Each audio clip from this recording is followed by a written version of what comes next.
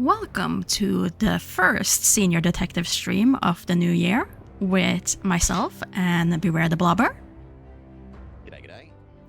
And today we will be going back to ancient China in Detective Dai, the Silk Rose Murders, which is supposed to be based on one of China's most famous detectives in history, in ancient history at least.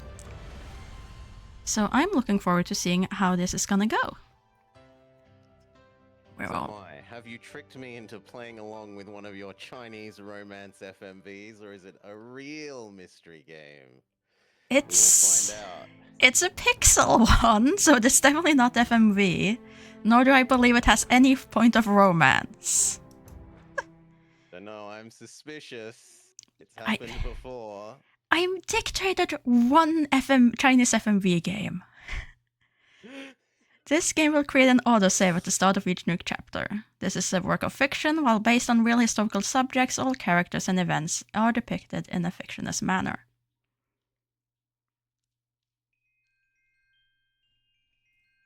Diplomatic means.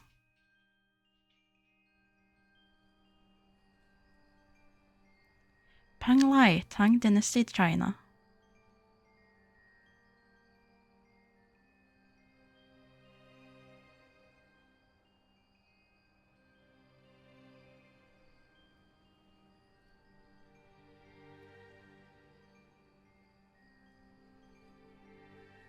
The messenger said I would find an officer standing guard. This must be the right place. Would you like to read the short tutorial on how to play the game? Do we need a tutorial? We should. Fine. Okay, click. It has a mechanic that we don't know about. Fair enough.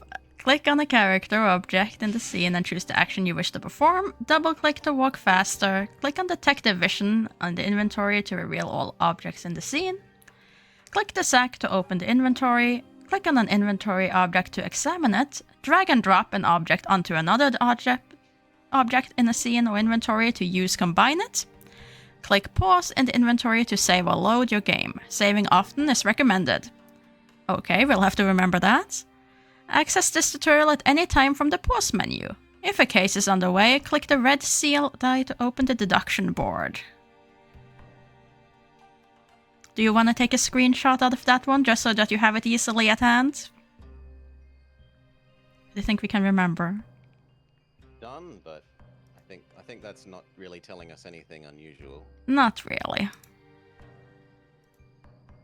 I think this is that basically is just telling us this is made in AGS, right? He must be the officer the messenger spoke about.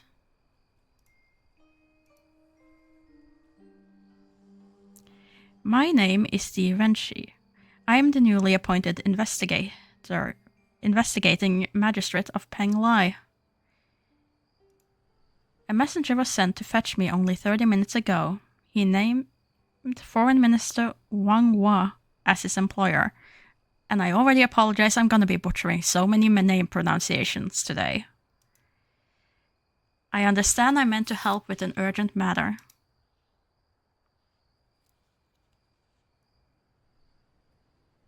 You're the new investigating magistrate? Well, excuse my bluntness, but I wasn't expecting someone so young. You have a keen eye. I've just recently completed my studies in the capital, and this is my first appointment as a county magistrate. But in my time in the capital, I gained invaluable experience serving as secretary to the Imperial Archives, and as assistant to the Imperial Counselor before that. But I believe the minister requested my presence urgently. We must not keep him waiting.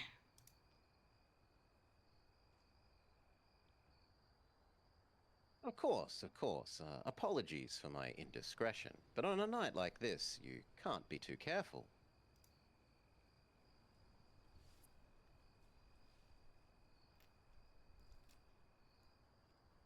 I'm Sergeant Feng Shanglong, Minister Wang's private guard. Can I see proof of your title? Let's see. Whoop. To show him the seal? Yeah, it's just me no, clicking he to... didn't. do that instead of dragging it. There we go.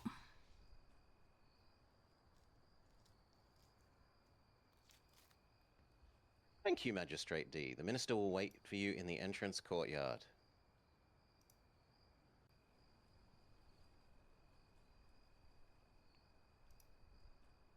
And that must be the Foreign Minister Wang. I heard he was appointed by the Emperor himself. He's a powerful man. Why would he seek my assistance at this hour? No doubt a matter of life and death. I fear the worst. You must be Minister Wang.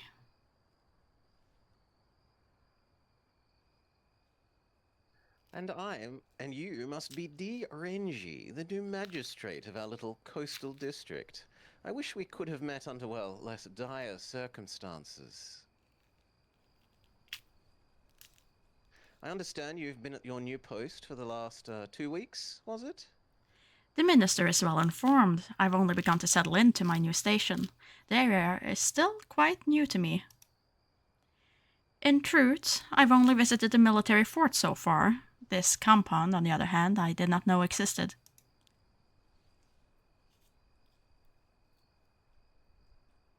Indeed, this estate was built only recently to serve the most exclusive guests of the Empire.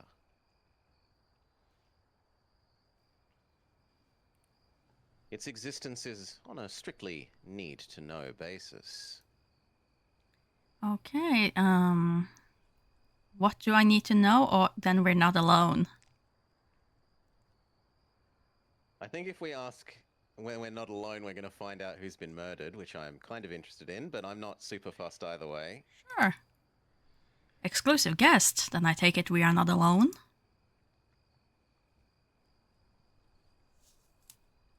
You are correct, young magistrate. I see you have already begun your inquiry.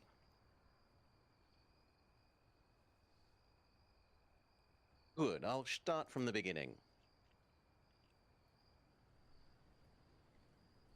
As you know, this district borders a coastal region, one that's under constant threat by the Korean Navy.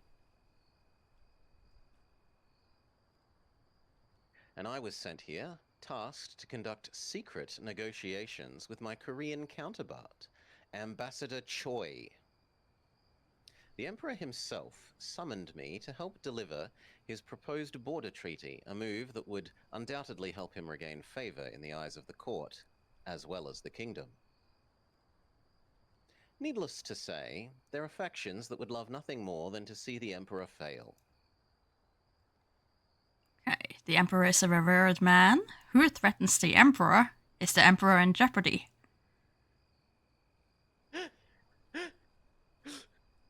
In what way do you want to suck up to the Emperor? Which flavor of ass-kissing would you like? Look, if we insult the Emperor from the start, I don't think we're gonna last long in this game.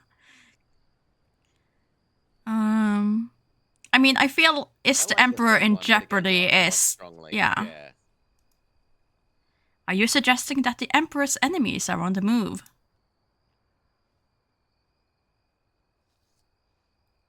Well, of course, there's no doubt. If 30 years in the Imperial Court has taught me anything, it's that the Emperor can never truly rest. Night after night, he lies awake anticipating the next shadow to strike. His enemies are numerous and too persistent. Then who threatens the Emperor, or do we just go with his revered man? It looks like for once we can choose Who one. makes most sense, I think. The kingdom is prosperous. Who would dare defy the Emperor?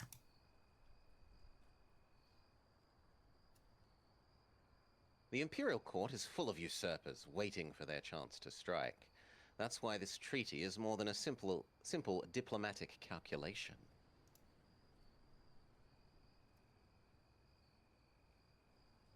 It has symbolic value.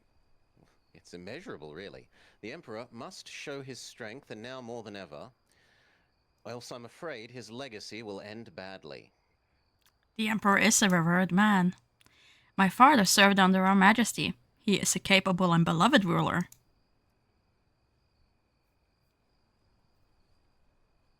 Your father served a young, vibrant man. Today the Emperor is... What? Old and feeble leader, a mere shadow of his former self. As his health wanes, his wife, Wu Zetian, grows with influence. As his favor falls, consort Wu gains power from behind the curtains. And your role? And what of you, Minister Wang? Where do you stand?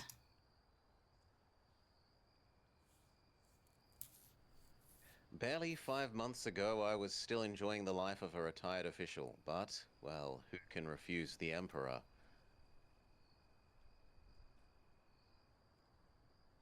Clearly, he needed an outsider like me for this job, a loyalist unlikely to be influenced by his detractors. And yet, tonight, I stand at the precipice, looking clumsily at the bottom of a ravine. Perhaps you might save me. Now, come with me.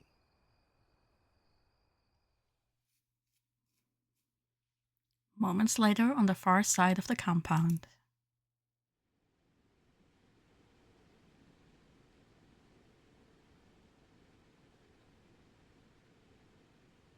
That is a pretty waterfall. Mhm. The unfortunate man you see before you is Choi Yong-jun, Korean ambassador to China.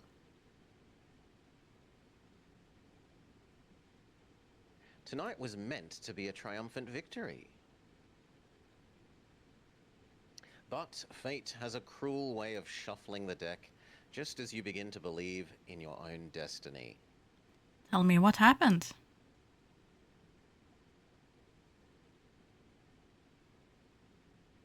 Ambassador Choi and I had been meeting here secretly for a number of weeks. Our work on the treaty was almost complete, and we arranged to meet this evening to finalize it.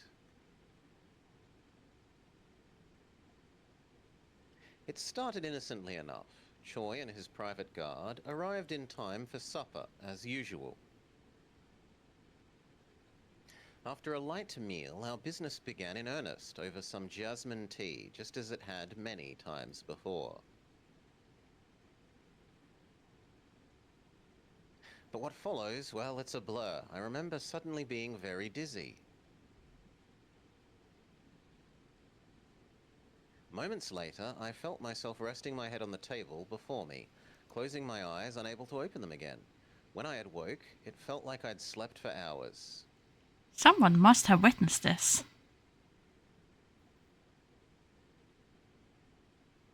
That was my hope, but when I interrogated the others, all had the same answer. Unconscious, each and every one. And Troy?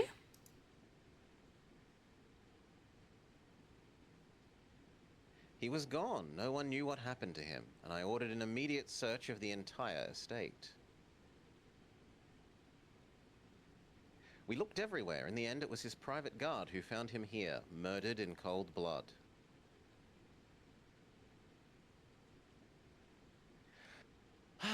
Apparently, the ambassador had previously commented on how peaceful the waterfall made him feel. How ironic or how tragic? Tragic. Let's not be. How tragic. It is hard to deny the serenity of this place. May he rest in peace.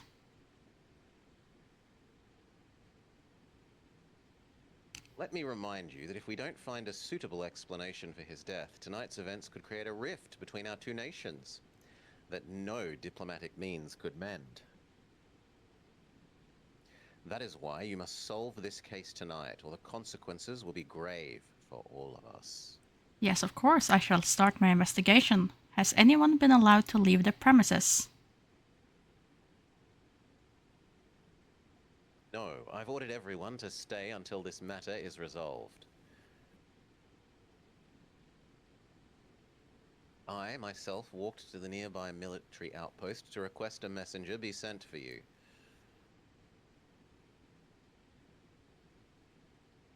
Otherwise, none have been permitted to step outside the gated compound. Very well, I shall interview each person and search the area for clues. Okay, we have our task. A used candle. At first, I thought they might have been like drugged in their food meal, but then everyone supposedly was hit by the stun gas or whatever it was that stunned everyone. So that doesn't make so much sense. Mm-hmm. Well, we picked up a used candle. A cap? Looks like a hat. Can we pick up the hat? We can. A bloody cap belonging to the ambassador. His body is partly underwater. If any forensic evidence existed, it's likely been washed away. I won't be able to rely on an autopsy, so I need to examine him carefully. Examine his head. The back of his head has been smashed in by a narrow, jagged object, likely killing him on impact. Examine his torso. Something is tucked under his undershirt. A silk handkerchief with the ambassador's seal. Silk handkerchief added to inventory. Examine his arms. No defensive wounds or any sign of a struggle. Could he have known his attacker? Examine his legs. Some footprints are still visible at the edge of the water. Curiously, it seems he was facing away from his attacker when the assault happened. Summarize. The blow to his head was fatal, but why was he facing away from his killer? I need to find the murder weapon. Unless he was threatened or carried here, it seems the ambassador came of his own volition. But why? Perhaps he knew the killer. Let's see.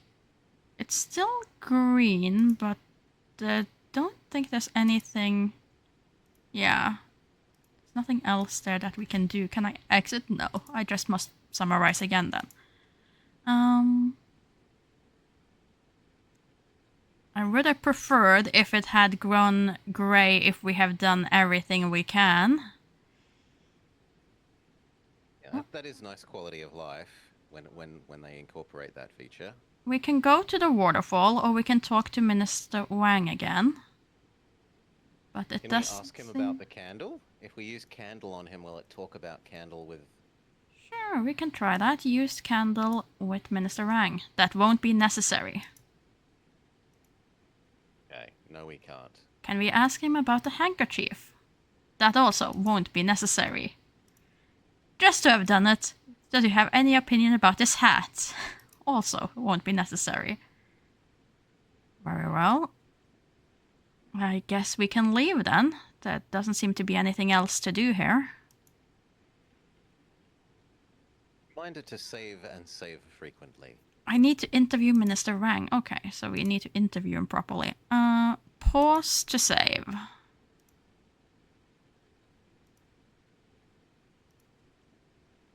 Talk to Minister Wang. And yet it has an autosave.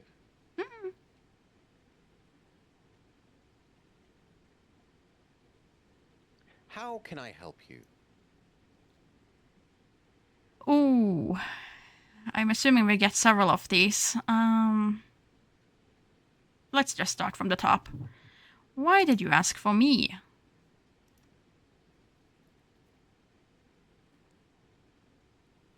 As an investigating magistrate of the district, you are responsible for all matters of law and order that arise within its borders.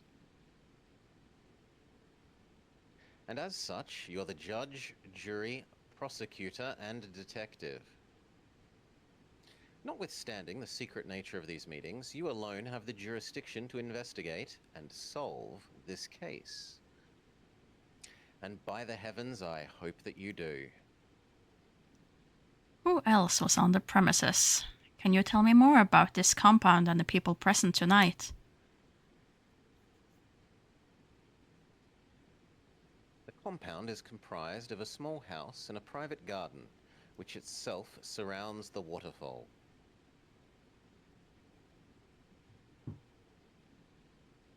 When in use, it's attended by a staff of 3, a house steward, a cook, and a maidservant.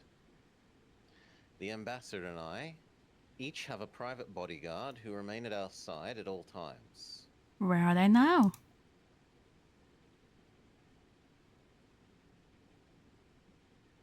You met my guard at the front gate. Ambassador Choi's guard is standing outside this very cave.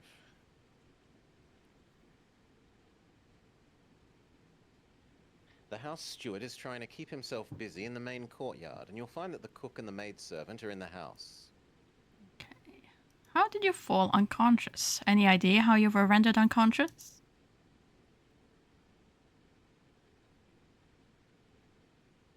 Some sort of sleep-inducing drug, I imagine.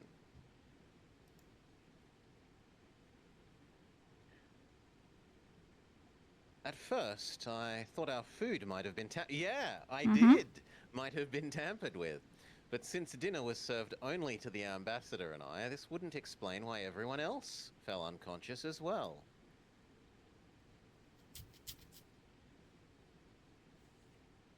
After waking, I examined the candles that were lit earlier in the evening, and judging by their condition, it seemed that we passed out for just half an hour. Oh, also I just noticed. Thank you, Mytherius, for the follow.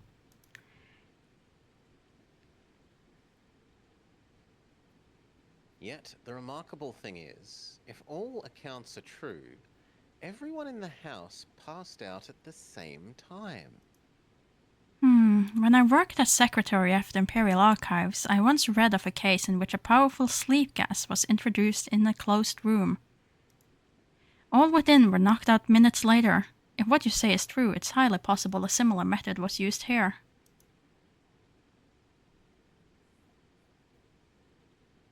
As a matter of fact, at the time of dinner, all doors and windows were closed. What happened before you passed out? Did you notice anything out of the ordinary?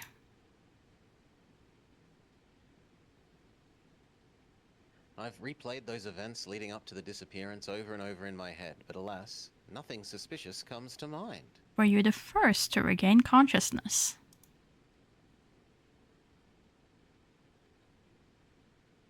No, the house steward and Choi's guard were already awake.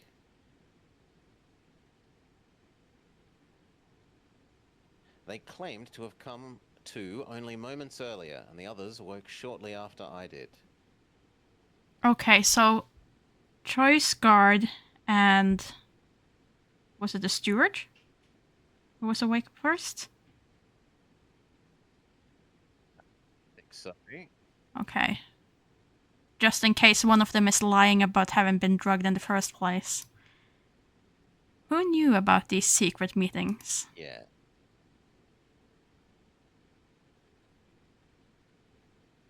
For obvious reasons, the people present here have some degree of knowledge about the meetings themselves. But the Emperor himself is the only one who knows the nature of the work that the ambassador and I were engaged in.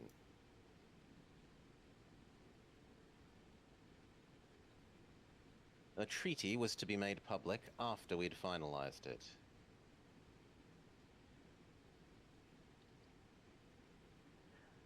Evidently, we weren't cautious enough. What is so important about this treaty?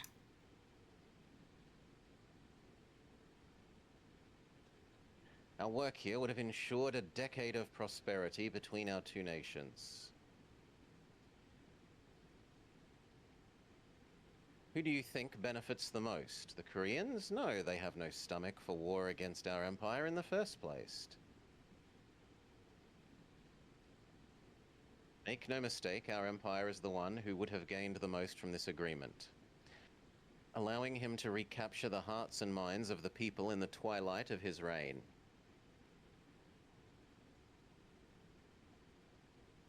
But he will be the one paying most dearly for its failure. Like vultures circling weak prey, his enemies advance, mark my words. You have much to learn, young magistrate. We live in uncertain times. Each move we make now either secures the Emperor or precipitates its demise. Do you have any reason to suspect anyone here?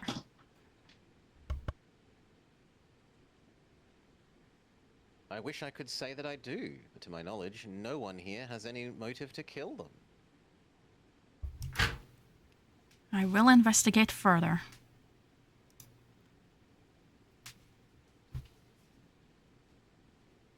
Good. I will be in the sitting room should you need me.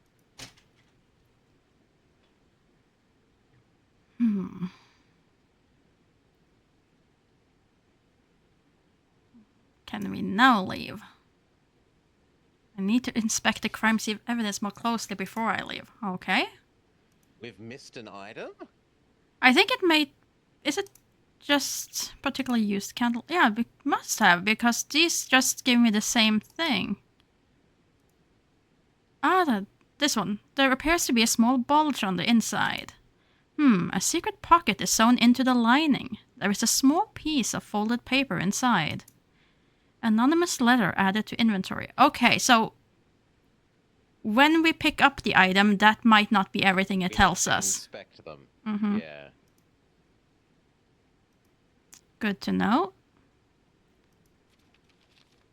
How long will the charade go on? You will not get rid of me so easily. I will have my answer tonight.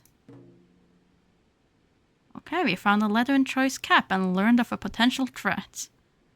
Collect evidence to fill out this deduction board. This is new. I'm not used to this thing from a AGS game. A handkerchief made of expensive silk. The ambassador's seal is embroidered into the bottom right corner. Can we now leave? Now we can leave. And since we did a lot of talking, let's just save. The death of his master will undoubtedly carry severe consequences upon his return to Korea. My name is Steve Renshi, and I'm in charge of the investigation. Are you Ambassador Choi's military guard?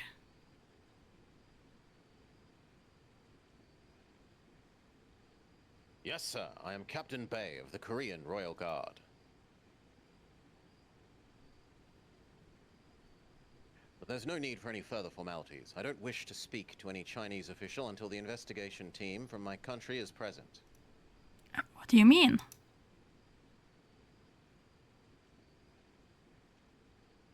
Why should I trust a Chinese detective when it is under Chinese care that the ambassador was assassinated? Do you think I'm that naive? I don't think pulling rank with Chinese soil is gonna help. I need your help or I can help.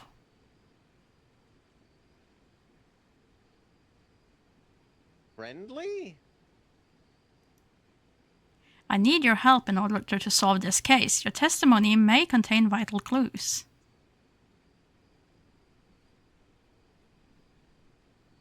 You need my help? What protection did you offer my master? How did you help him? I understand your reservations, but if we do not act tonight, the trail may be lost and we may lose our only chance to apprehend the killer. How can we just do nothing and wait?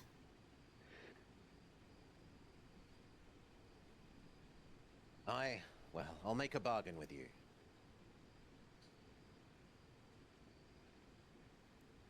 Show me that you are truly here to find the truth, your skills as an investigator. Then I will cooperate and answer your questions. Very well, you will have a deal. I will return when I have uncovered more about this case. I shall expect your cooperation. Do we show him the note? We can try. No, I don't think that's a good idea. Okay. Very well. Oh, a 3 hollow, which I can look at? Something seems to be stuck inside the tree trunk. Can we reach inside? The object that lodged in there is just beyond my grasp. I need something to extend my reach. Okay, so we need something to get something out of a log. These large stone lanterns help illuminate the garden. And that's just the waterfall. I can feel its mist brushing against my skin. Yet there is a gentle stillness to these falls that's hard to describe.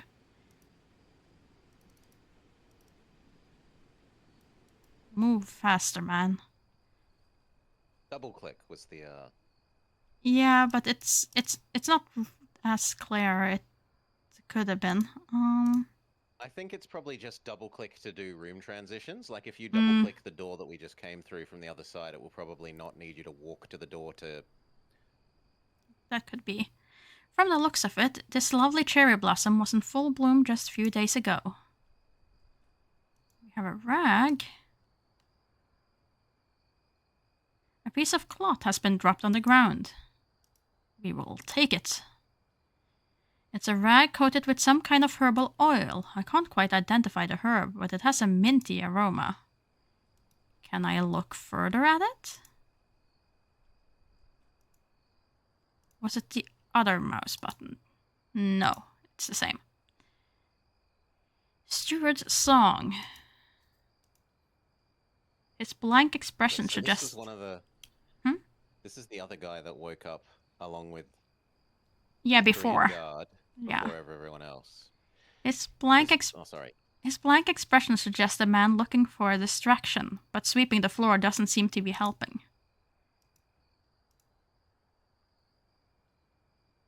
Are you the steward of this estate?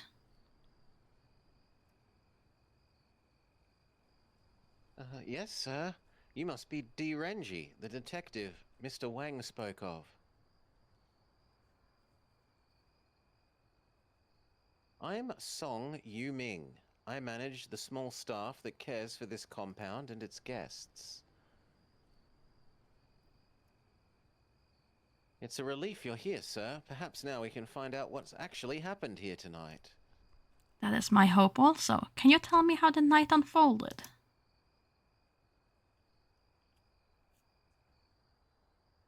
Well, dreadfully, sir. Not in 100 years would I have imagined such terror.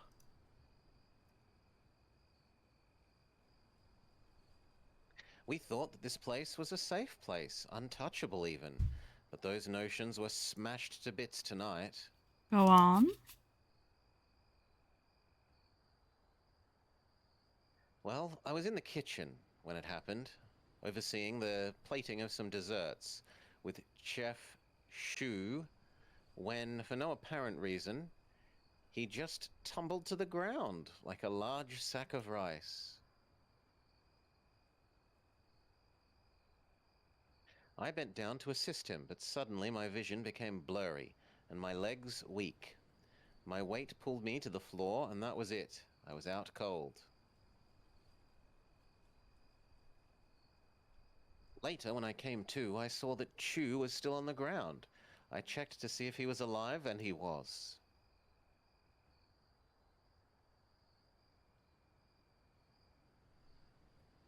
I knew then that I had to run to the sitting room, where I suspected the others would have suffered a similar fate, or perhaps even a worse one. There they were, all unconscious, except for the ambassador's bodyguard. As I looked at him standing over his master's seat, it was at that moment I realized that the ambassador was missing. Did you wake the others? No, I didn't want to risk it. Who knows what kind of poison we'd been subjected to. Ooh, 1 sec, sorry. Ooh. But there was no need. Moments later, they all started waking up, one by one.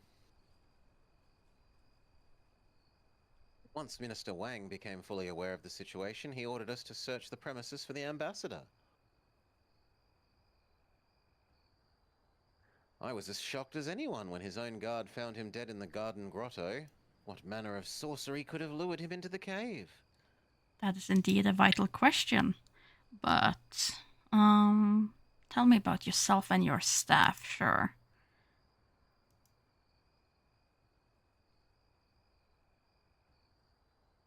Well, the staff here is small, but we manage. Chef Shu and I have been working here since the beginning.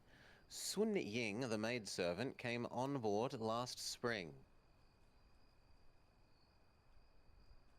We've had to replace the first maidservant as her mother was sick and she needed to return home to care for her. The rules, the routines here, they're strict. With all the secrecy and so forth, there's little room for error or improvisation. Tonight was no exception. How did you prepare for tonight? How do you prepare for tonight? Did everything go according to plan? Oh, yes, sir. Our preparations were meticulous as ever. We first greeted Minister Wang, followed by the ambassador, shortly after sundown.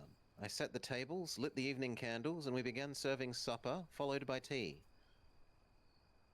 That's when I headed back to the kitchen to help prepare the desserts, and well, I've already told you what happened next. Did anyone else eat besides the minister and the ambassador? No, the staff aren't allowed to eat until long after the guests have left.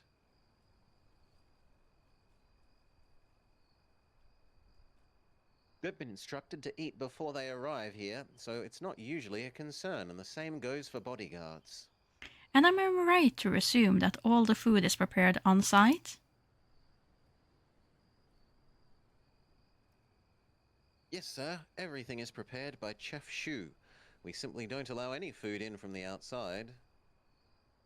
About these candles. You said you lit the candles in the house at the start of the evening. What kind of candles do you use?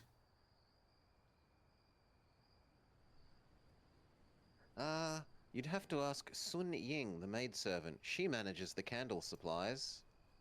And did anyone change or handle the candles after you initially lit them this evening?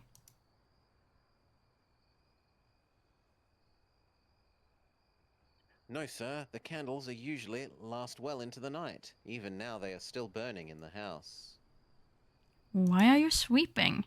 Under the circumstances, the minister has surely given you leave of your regular duties.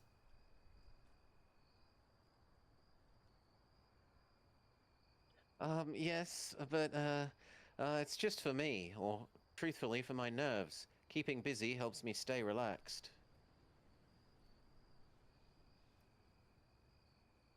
Besides, after all these years doing the job, I'm not used to sitting around waiting. Old habits die hard, I guess.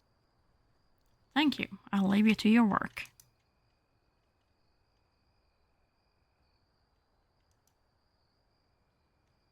No trouble at all, sir.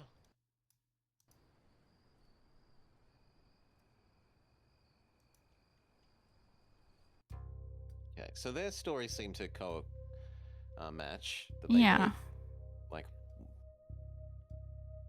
what we were told about who was awake first and who was awake first from this guy match. Mm-hmm. A fine painted vase featuring a dancing dragon. And we can only look at it, we cannot take it. So we can go to the kitchen. We have Minister Wang sitting here. Vases. Ming doesn't happen until later, I believe, but... seem to remember Ming was after Tang. Don't have the means to analyze the contents of the meal that was served. For now, I need to rely purely on instinct and deduction. Oh, look at that! We need to rely on our instincts, do we? Logic. Remember the first rule of Squeecross. Well, Detective Dye just said that we have to act on our instincts. I don't have the means to analyze the content of the meal that was served. Have to rely purely on instinct and deduction. And then we have the maidservant, and we have the candelabras. They look like ordinary candles.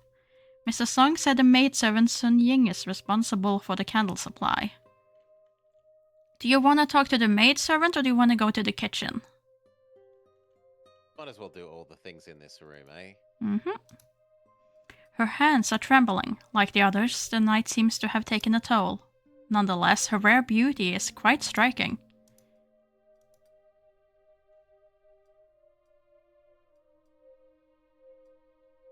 I am Magistrate... The voice girl, I'm sorry.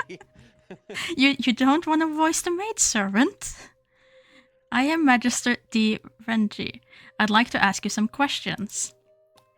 Yes, sir, of course. My name is Sun Ying, and I'm the maidservant. I'd like to hear your account of what happened tonight. Can you take me back to the beginning?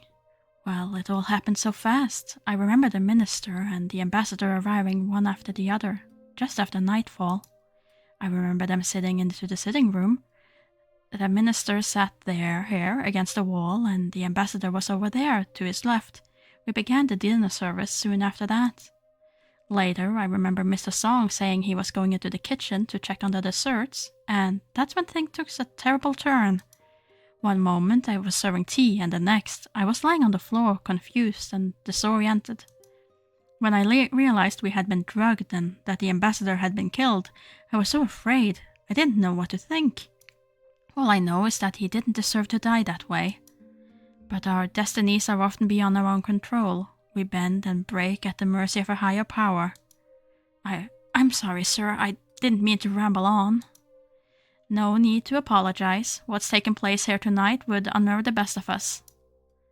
Thank you for your kind words. I hope you find the person who did this and bring them to justice. Tell me about yourself. I am just a simple servant girl.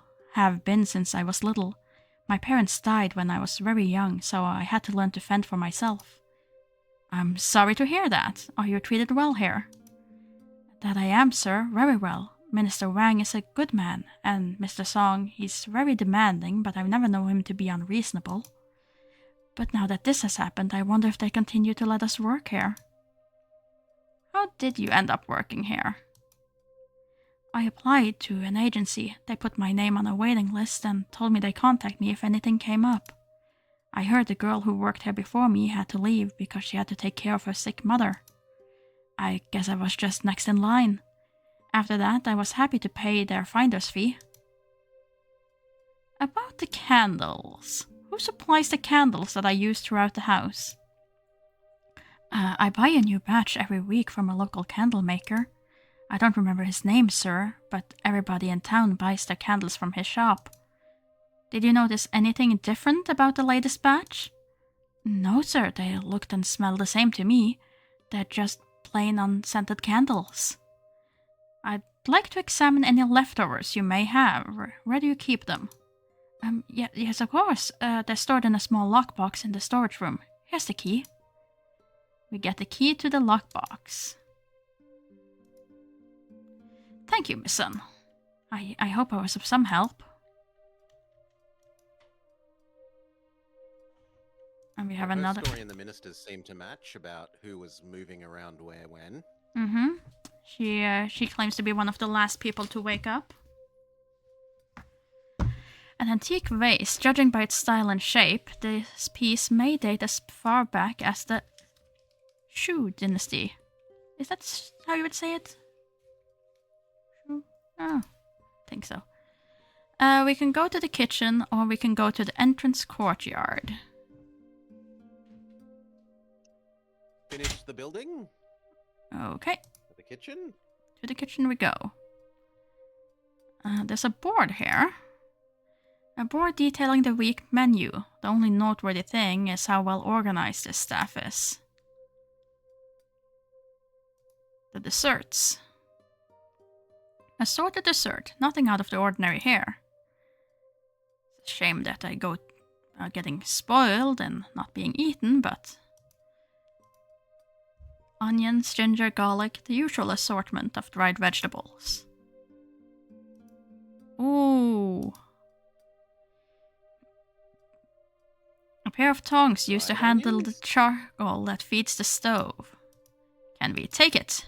Yoink. These might come in handy. Now we can probably get into that tree stump. He seems oddly relaxed. Are you the chef?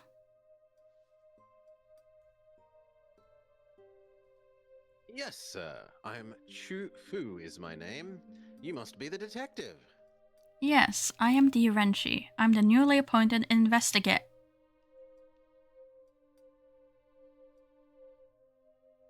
This new investigating magistrate of Penglai. I've heard of you. I have a feeling that the interrupted voice line doesn't really work with the lag in this, but oh well. Is that so? Yes, my cousin, Sin of the Cook.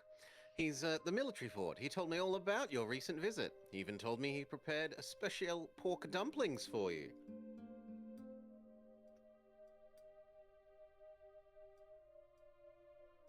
But between you and me, I wouldn't be a bit surprised if you've had better. Why, my cousin, well, he's always been a bit of a bragger. You seem strangely undisturbed by tonight's event, Chef Shu. Tell me, have you been drinking wine? I did have a sip of wine here and there. It's been such a long and stressful night. Just trying to calm my nerves a little. I see. And do you think you're fit enough to answer a few questions? Fit enough? Why, I'd wager I'm the sharpest one here, good sir. You needn't worry, fire away. Very well. What were you doing before you fell unconscious? Let's see, standing over there, plating the custard tarts. Mr. Song was standing beside me.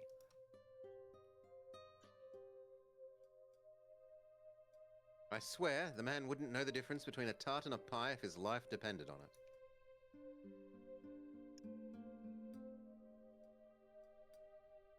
Don't get me wrong, hard-working and everything, but well, he just doesn't know heads from tails in the kitchen.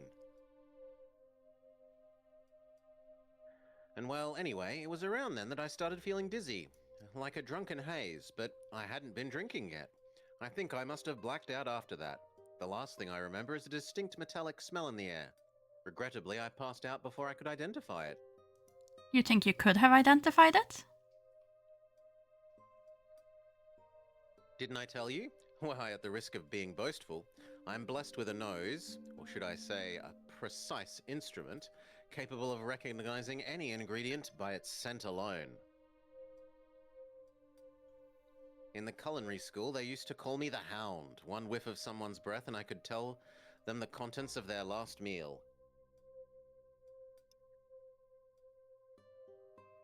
Would you like me to give it a try? Why not? Don't see why not. So we present him with the candle? Ah, no. Sniff, sniff, sniff.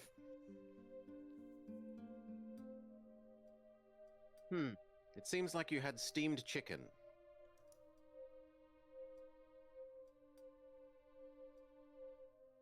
With ginger and chives. Am I correct? That's correct. That's quite a talent you have there, Chef Shu.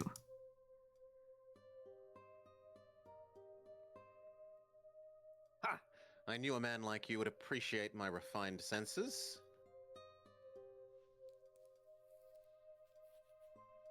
If you'd like me to demonstrate it again, feel free to bring me anything with the slightest hint of an aroma, and I will identify the source. That sounds quite useful. I'll keep that in mind. We have our Toby. The chef is our Toby. Drunk Happy Chef is our hound dog. About the dinner service. What can you tell me about tonight's dinner service? The minister prefers his meals light and simple. Tonight's menu is no different than usual.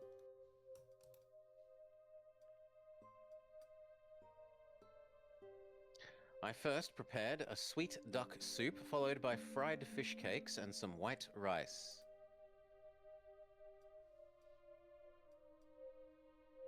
The custard tarts were next, but as it turns out, we never got around to serving them. Do you prepare all the food yourself? Of course, unlike my cousin, who relies on his assistants, I won't let anyone else touch my food. Tell me about yourself.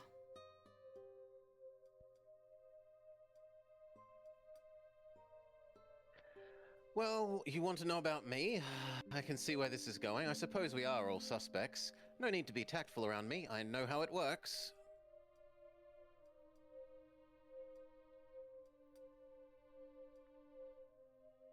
You pretend your questions are harmless and routine while setting a trap for an unsuspecting wrongdoer. Am I right? You got me, or nothing routine about a murder? Are we friendly, or are we all about business and Friendly. seriousness? He's a friendly guy, I think. You got me there, Chef Shu. No sense in trying to trick a clever man such as yourself. In fact, I'm beginning to think that your superior intellect fits exactly that of our killers. I think I'll send everyone else home now, but I suppose you saw that coming as well.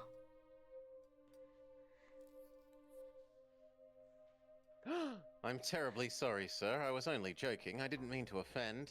Must be the wine. I'm not usually so talkative. Mm-hmm.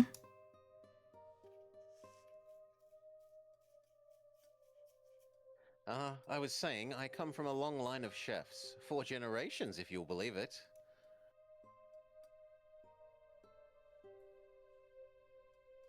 I've been chef for 16 years, and that's exactly 2 more than my older cousin Singh.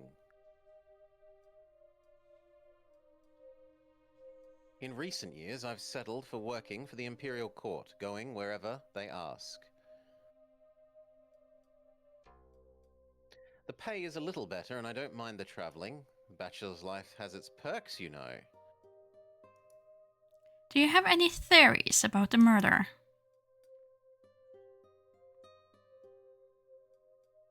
It's those damned revolutionaries plotting to overthrow the Empire, I know it. They have eyes and ears everywhere.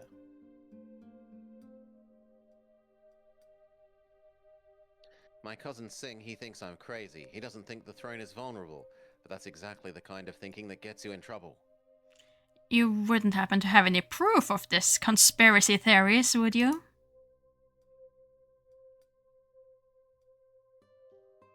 Proof, not exactly. It's more of a gut feeling than anything else.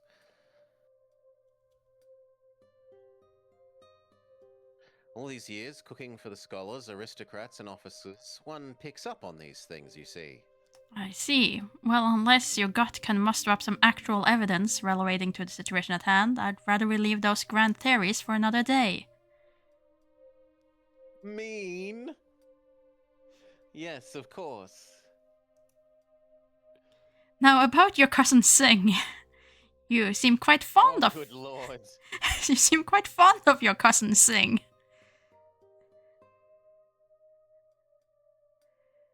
Fond of him? You must be joking. He's the nuisance of my life. He's like a rival, a nemesis,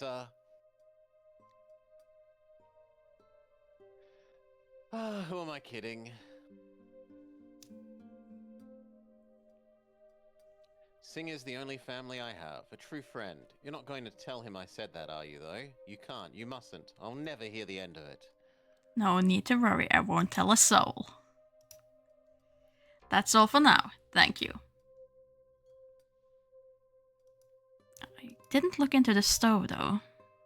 Must have missed that. A brick stove. The coal inside is still warm. Okay, so if we need hot coal for anything, it's in the brick stove.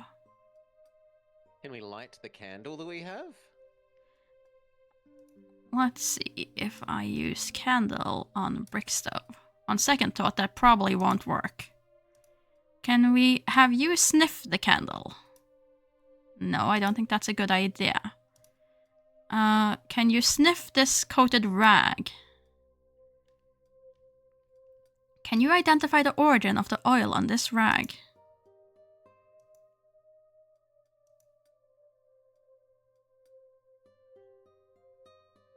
It's peppermint. Peppermint, are you certain? Yep, I'm positive. I don't generally cook with it, but it's a fine medical oil, perhaps clearing a mild headache or a severe case of drunkenness. One whiff of it and it wakes you right up. Yes, of course. The killer had planned to put everyone to sleep, including the ambassador, but needed a way to wake him up. Thank you, Chef Shu. That was very helpful. Okay, confirm that a rag coated with peppermint oil was used to wake Choi. Okay. Well, that was very helpful. the log. To the log.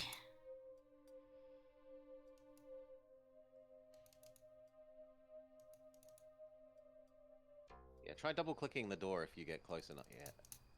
Yeah, it doesn't really. Okay, no, it didn't. It didn't behave the way I expected. Is it hold click? I think it might be, because when I double click, it seems to just last for a little bit.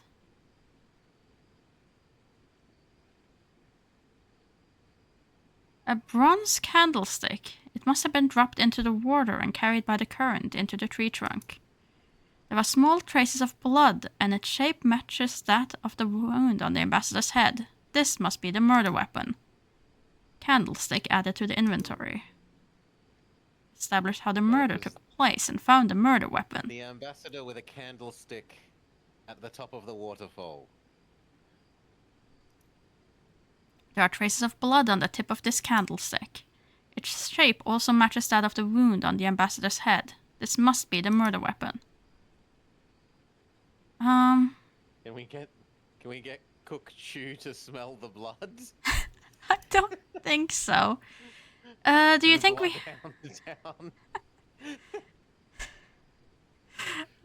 we still have to find the lockbox, though.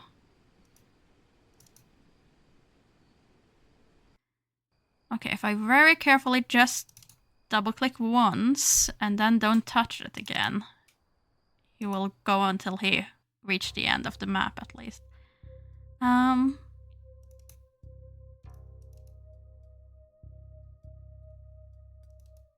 But he can only go so far at a time. Is the lockbox out here? The storage room.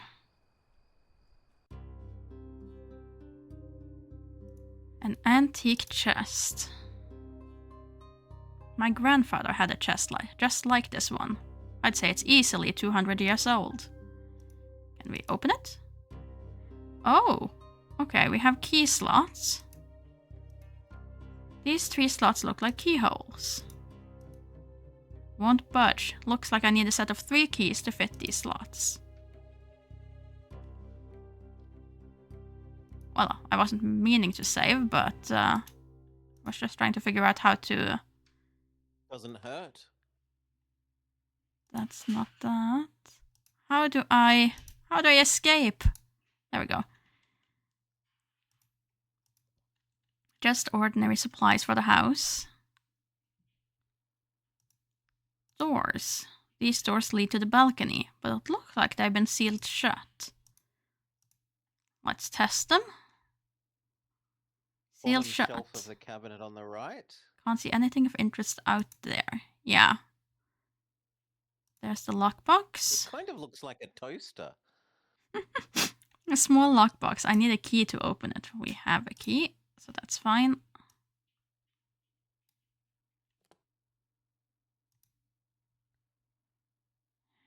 Unused candles. This candle's coloration is different from the others. Its midsection appears to be darker. The rest of the candles are unscented, but this one has an unusual odor. Unfortunately, I can't make out what it is. Well, how good. How good that we have someone who can. And just house supplies. Take a normal candle as well before we leave, or does it not let you? Let's see. No, these are not interactable. Can we look at the chairs? Okay, thank you. A few spare chairs.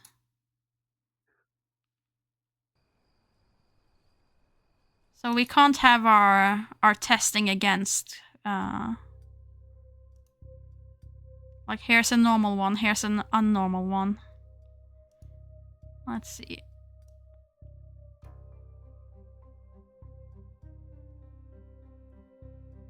Do you recognize the scent of the discolored part of this candle?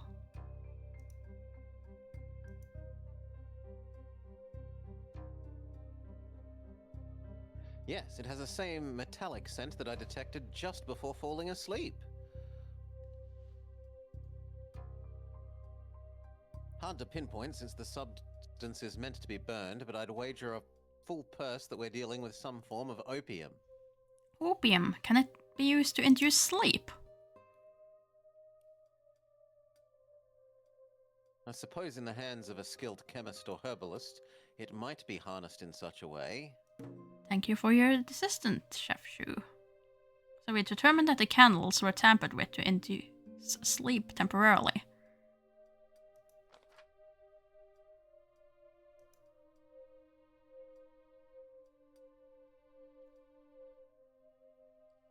Can we now confront the maid about this? No, we lost the candle. It used the candle up. Oh, that's unfortunate. I'm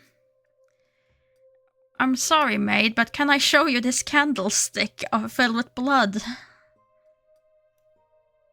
Can't see how that would help. Well, I would assume that the maidservant is the only one who would be able to tell me where that candlestick was originally placed, but, Was there anything further left from the storeroom? Because it looked like the corridor continued. True, we never did look there. We went straight back for the Bloodhound. Let's see. Can I keep going here? It's just the entrance. I guess we could talk to our guard, the other guard, again. Yeah. He's the only one we haven't talked to at this point.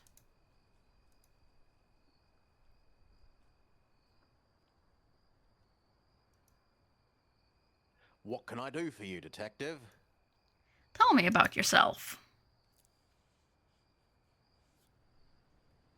Well, before I was reassigned to protect Minister Wang, I was a guard at the Imperial Palace.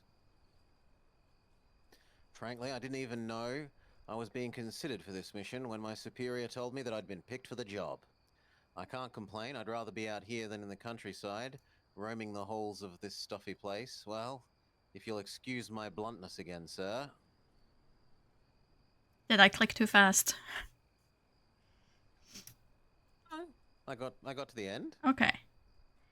What are your thoughts on the ambassador's murder?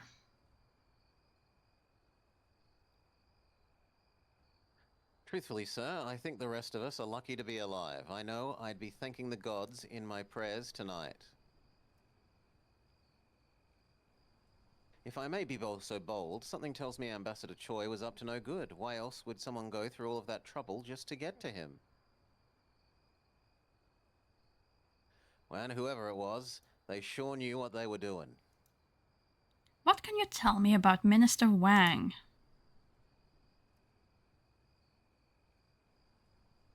Wang is an immensely disciplined man, dedicated to his work, and it's remarkable.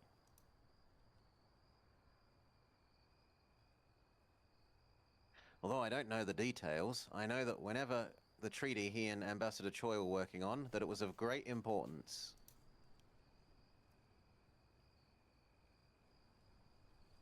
He poured himself into it. I just hope that after what happened tonight, some part of that can still be saved. Have there been any other incidents since your time here in Penglai?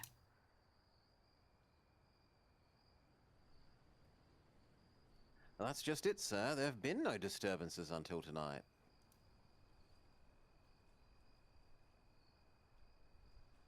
Everything was going well. All that was left was for the two sides to sign the finalized agreement, and the mission would have been complete. Let's see. What are the security arrangements for this compound and its guests? My job is to ensure the security of the minister. Where he goes, I go. The compound is just a secure meeting place.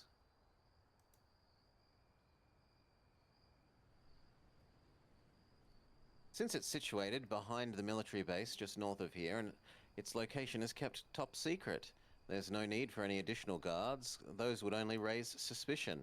I see, and dignitaries such as Ambassador Choi also travel with guards.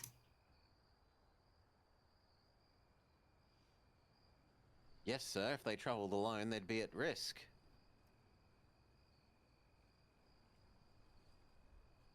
Many officials travel with a larger contingent of bodyguards, but for these meetings, the Emperor requested that secrecy be the priority. That's all, Sergeant. Thank you. These mythic creatures are meant to protect the house. Okay, let's see. Are there Fire any... them. They did a bad job.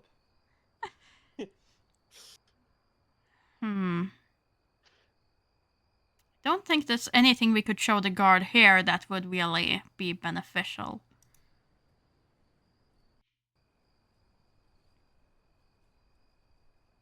Can I go further this way? No, this is the end.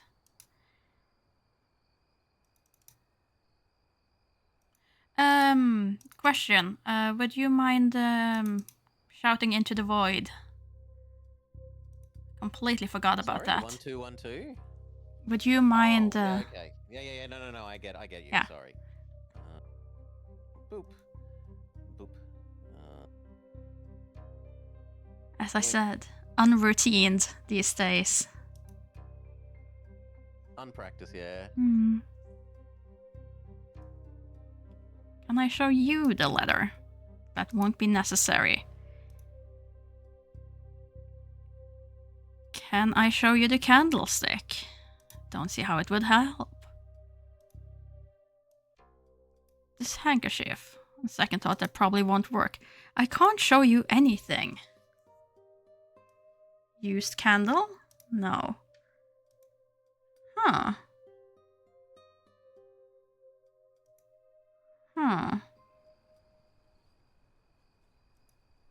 Do I ask you about the candlestick? I don't want to know about the candlestick. I wanted to pull it. No, can't see how that would help.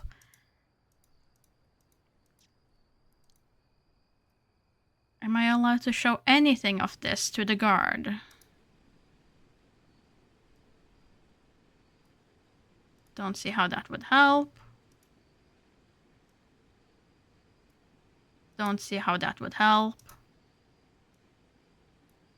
Don't see how that would help. Okay, so if we combine these two, it's a perfect fit down to the melted wax residue on the candlestick. Clearly these two items were taken from the house at the time of the murder.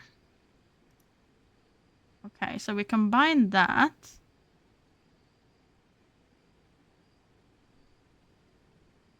Can I combine the anonymous letter with the Imperial Edict? Just to see if it was the same handwriting? No.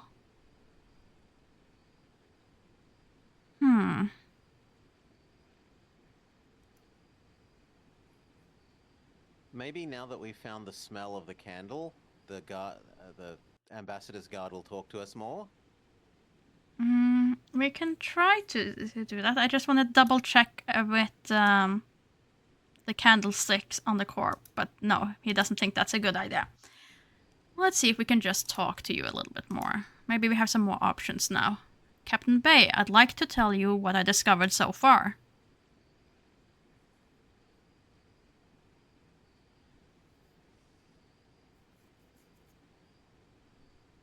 It appears I misjudged you, Magistrate D. Then I trust you understand the gravity of the situation.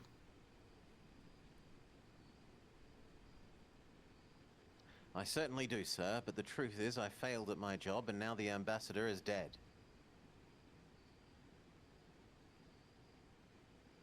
The ambassador was a strict man, but he was always fair and always honorable.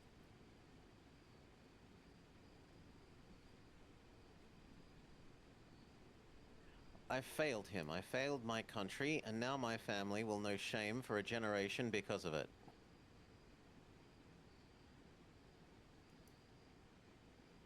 If only I could face the killer right now. Why, I would surely... Now is not the time, or calm yourself, Captain.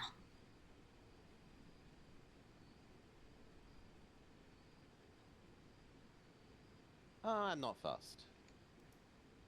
Now is not the time for temperamental outbursts, Captain. If you wish to help, only a clear mind can be of any use.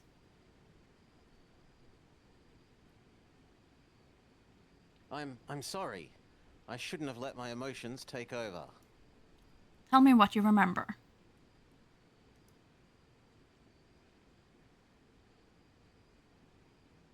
Truthfully, I'm as confounded now as I was when I first fell unconscious.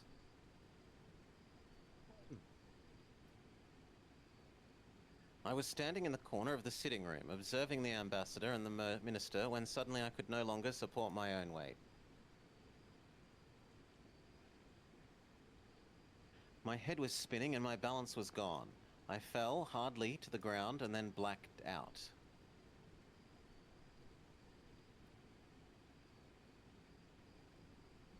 You see this? The lump on my head? Well, it so sure wasn't there earlier today, I'll tell you that. And then what happened after you woke?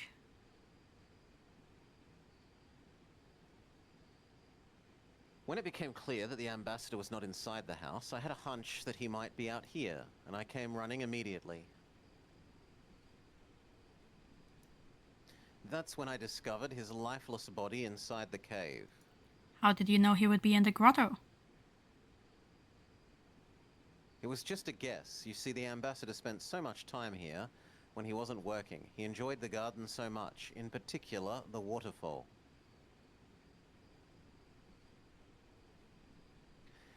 We often would spend entire afternoons out here and inside the cave. On those days, he seemed peaceful. Did anyone ever join him in the cave?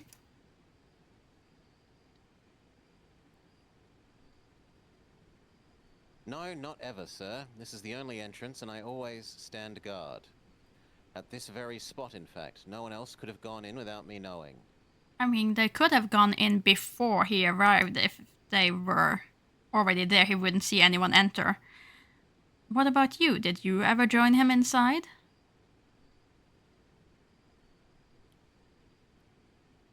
No, the ambassador made it very clear that he was not to be disturbed.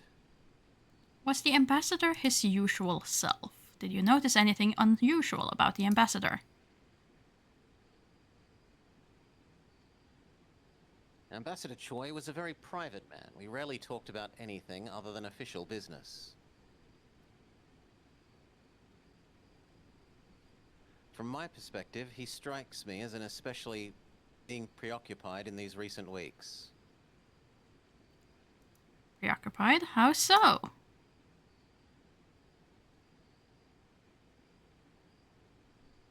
I can't really explain it. There was just a look in his eyes, like his mind was drifting. That look on someone's face when they're daydreaming.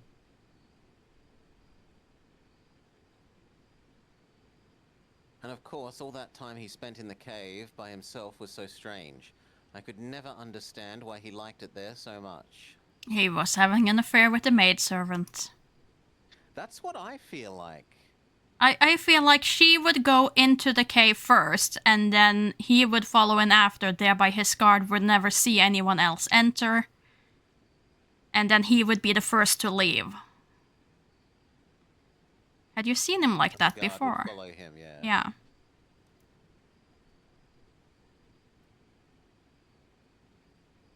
In all my years serving as his personal bodyguard, I can't recall the time when he had appeared so distracted.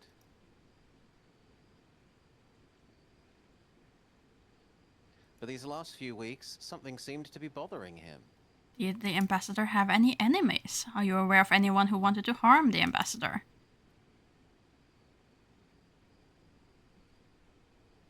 In Peng Lai? Oh, I find that hard to believe. Since our arrival 5 months ago, we've resided in the Chinese military base down the road and have rarely ventured beyond the walls. Outside of his regular visits here to work on the treaty, the ambassador was careful to avoid any unnecessary contact. Excuse me, a little cough there. You say he spent a lot of time in this compound. Did he have much contact with the staff members? While he rarely spoke to them directly, most of the time if he had any requests, they would be delivered by me.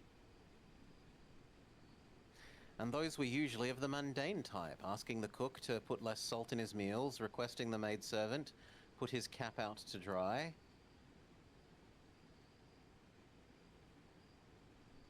That reminds me, I need to retrieve his cap from the main courtyard. But it's not in the courtyard. It was in the other place. Mm-hmm. There's already a cap by his body, or it was taken out this evening.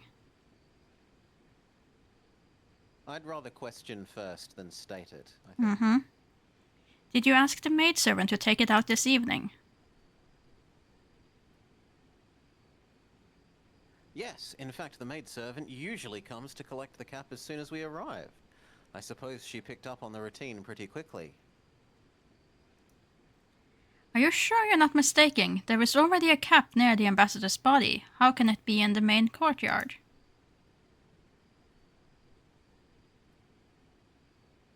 Well, you see, he's a bit of a large man, and on humid nights such as this he has a tendency to sweat, causing the underside of the cap to become damp. He used to complain about the discomfort that this caused, so he carried a spare with him. It is customary for him to switch to a fresh one before a meal. Interesting. So the cap in the cave is the replacement, and the one in the main courtyard is the original he was wearing when he arrived.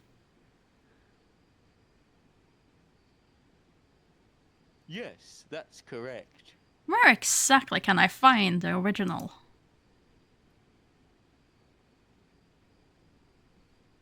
I think the maidservant puts it on the stone bench by the north wall of the main courtyard.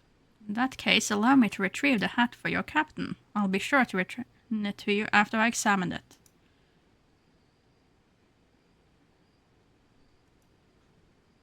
Of course. Thank you, Magistrate D. Thank you. I may have more questions for you later on. No, just walk fast, mister.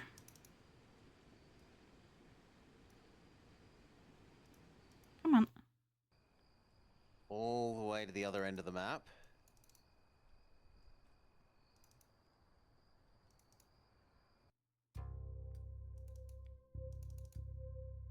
Come on, faster.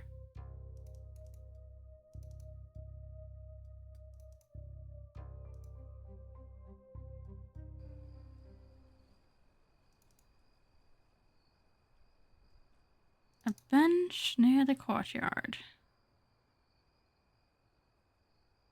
There's no stone bench here, though. Oh, wait, the courtyard, not... I think I went one courtyard too far. I thought they meant this one, but... Yeah, because that makes sense near the entrance. Blossom one. But there's no benches there, so I assume then that it was the other one. Perhaps the entrance means, like, where the cap is in the courtyard, rather than meaning the courtyard near the entrance. Mm-hmm. Would be the stone bench. Stone bench, perfectly placed for taking in the sun on warm summer days. No hat. Captain Pace said the ambassador's cap should be on this bench. Where could it be? Can we then ask the maidservant about the cap?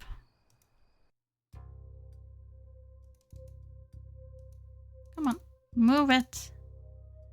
My other thought would be to ask the guy brushing there about the cap.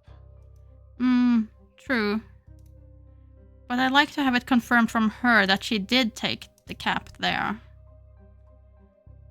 About the ambassador's cap. I was told you were responsible for replacing the ambassador's cap. Was that the case tonight? That's right, sir. He always leaves an extra cap here so that I can dry it and have it ready for his next visit. Today was especially humid, so I knew he'd want his replacement right away. I put the one he was wearing on the stone bench in the main courtyard. That's the best spot to dry it. Are you aware the ambassador's cap is missing? No, sir, I had no idea, but I'm sure I left it on the stone bench. I always leave it there for drying. Thank you, Miss Sun. I hope I was of some help. Okay. So we have confirmed that this was a regular routine that she followed. You've been cleaning up the courtyard. Have you taken the cap? Did you see Ambassador Choice? I'm looking for Ambassador Choice's cap, the one that the maidservant would have taken out to dry upon his arrival this evening. Have you seen it? I'm afraid I haven't seen it, sir.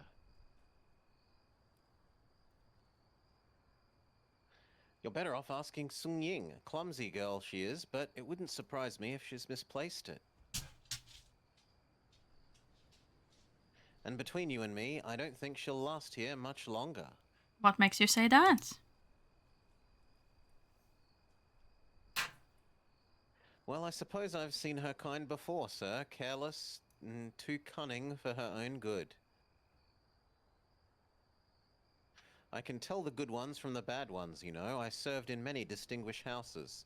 The Liangs of Duji province, you've surely heard of them. I served the great Liang family for 10 years. Well, until 2 years ago, when the eldest son threw away their fortune in the gambling halls.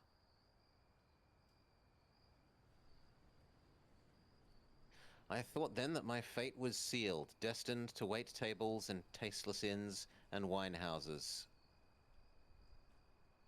Fortunately, the Liang matriarch was good enough to write me a letter of recommendation before things got worse. That's how I ended up here. So you were acquainted with Mr. Mr. Wang. Not at the time, but you see, Minister Wang was once close to the Liang clan. And when I presented him with the proof that I'd served them, with distinction, he was swift in his decision to hire me for this position. Yes, I remember now. I heard about the Liangs while I was taking my final literary examination in the capital. If memory serves, official report held that after suffering the shame of financial ruin, the entire family had committed suicide in their ancestral Holy! home in Duji. News of that terrible scandal echoed through the capital for weeks.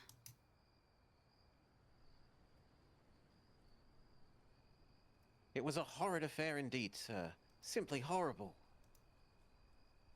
Thank you, I'll leave you to your work. Can't No quite trouble at all, sir. put my finger on it, but his account of the Ling tragedy felt hasty and insincere. Unfortunately, my knowledge of that affair is only second-hand. I'll need something more substantial if I wish to confront him. Perhaps Minister Wang would know more. Yeah.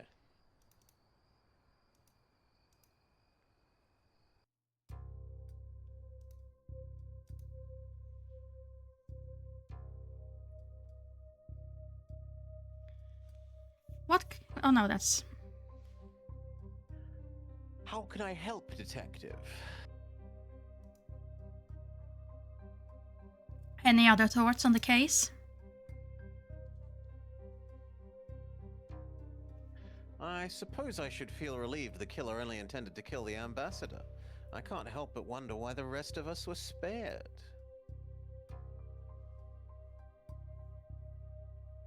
The killer obviously had the means to murder anyone here they should wish. Why did they let us live? What sort of devious plot were we victims of? About the house steward. Mr. Song told me an interesting tale about how he became steward of this estate. He credits a letter written by the late Madame Liang of Duji.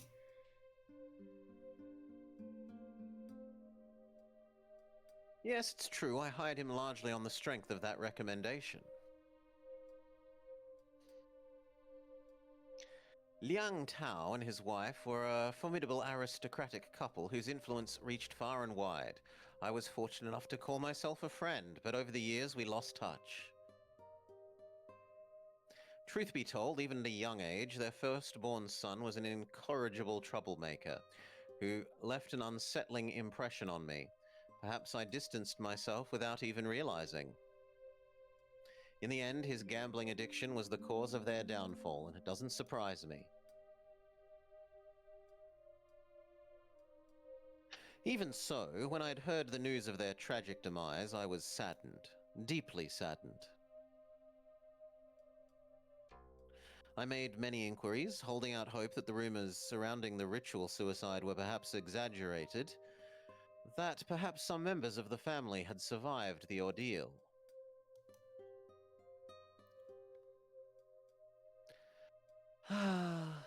I understand this is a sensitive personal matter to you, Minister, but I assure you I wouldn't be asking if it wasn't important.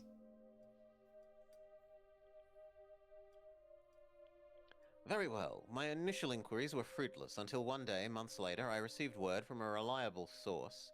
Someone had indeed escaped unharmed. Although Madame Liang had accepted the path that her husband had chosen, her compliance didn't extend to taking the life of their 3-year-old granddaughter.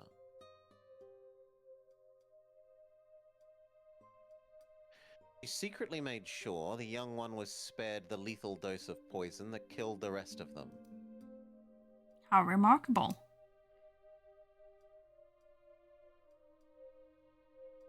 Indeed, the little girl, well, she's nothing less than a miracle.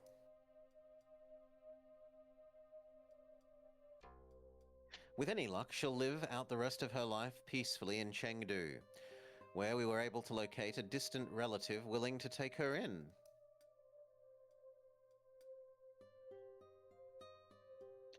So you see, when Song came to me with a letter of recommendation, I took it as an act of providence. One last opportunity to do right by my old friends. Thank you, Minister Wang. Now that I know more private details about the Liang affair, I can confront Song to see if his story holds out.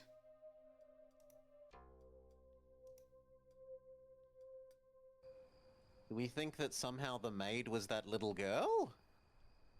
That was my first initial thought as well, but at the same time, the timeline isn't quite clear for me because she was what, 3 at the time, and then that's a long time ago. I don't remember how long this guy. We supposedly heard about it when we were taking some exams, and we've only been on the job 3 weeks or something. Yeah, but it seems like it's too close in time. Yes, but I don't know if that's our exam. And then we did some work at what was it? The capital. The the capital and the archive. We had 2 jobs in the capital before we came here, so it could be, but it seems a bit of a stretch. You mentioned your service for the Liang family in Duji. Just now, the minister and I were debating a finer point concerning that affair. I thought surely if anyone could help us settle the question, it would be you. I hope you can indulge my curiosity. But sir, aren't there more pressing matters to attend to? I'm afraid you misunderstood me. That was not a request, it was an order. I tried to take the one that I thought was more polite. I'm very sorry, sir. I didn't mean to suggest. No apology needed. Simply answer me this. When faced with ruin and shame, the entire Liang family retreated to their ancestral home and committed ritual suicide. No one was spared except for one. Can you tell me who survived?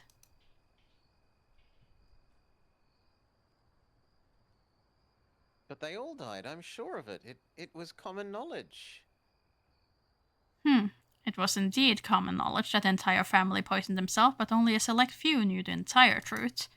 As luck would have it, Mr. Wang is such a person. The Liang matriarch knew her husband's suicidal plans and had no choice but to follow his wishes. But she could not bear to see the family's youngest, her 3-year-old granddaughter, suffer the same fate. Madame Liang made sure the girl was spared the lethal dose of poison that killed the others.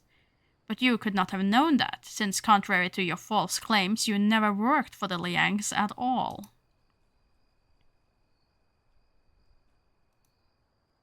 But... Not another word. Your crude and callous retelling of the Liang affair never did sit well with me. How could a man devoted to the same family for so long recount such a tale with such utter lack of sentiment? You were an opportunistic, but not a very smart man. Like everyone else at the time, you heard the stories about the Liangs, but you decided you could use that knowledge for your advantage. You forged the letter you claimed was written by the matriarch and lied your way into your current position. What are you playing at, Song? Come out with it now.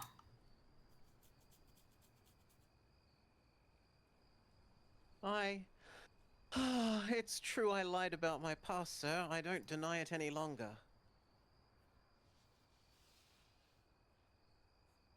I was desperate for a job, any job. Although I'd worked as a servant before, I knew that I lacked the experience for this position. But I assure you, I had nothing to do with the ambassador's death. I'll be the judge of that. What else did you lie about?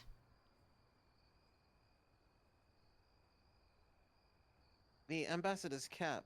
I was the one who took it from the stone bench earlier this evening, after the maidservant brought it into the courtyard.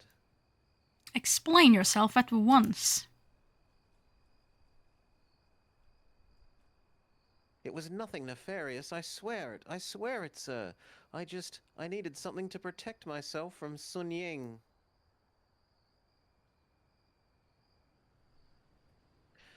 Like you, she somehow found out about my dishonesty. She said she'd keep quiet, but warned me she would one day ask me for something in return.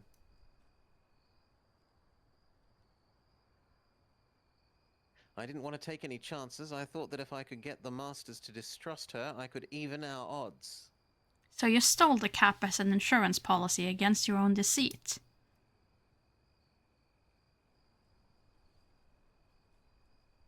I just wanted to hide it long enough to undermine her competence, sir. I was going to return it, I swear.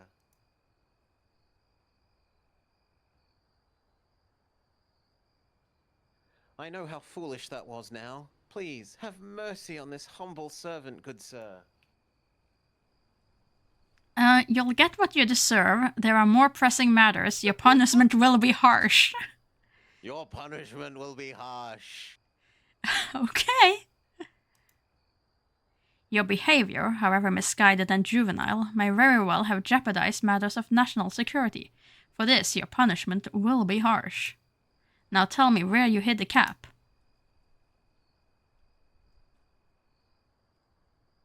It's in the storage room. I put it in the locked wooden chest. But in all of the commotion, I've lost the key. It's why I've been sweeping the floor. I was hoping to find it.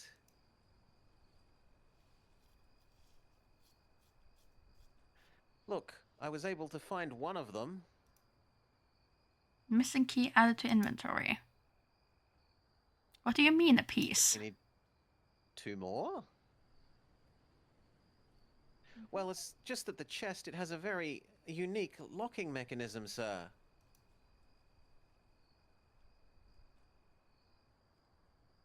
The key is 3 actual separate keys. It's an old Han Dynasty relic, and Master Wang is fond of his antiques.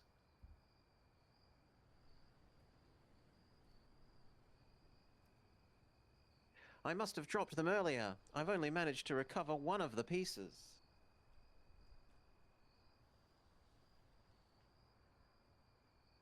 I've looked absolutely everywhere. The only explanation is that the other 2 pieces must have been picked up by one or more, dun dun dun, people here.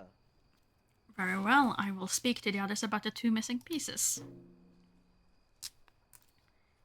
Okay, we caught Sung lying about his past and learned where he hid Choi's original cap.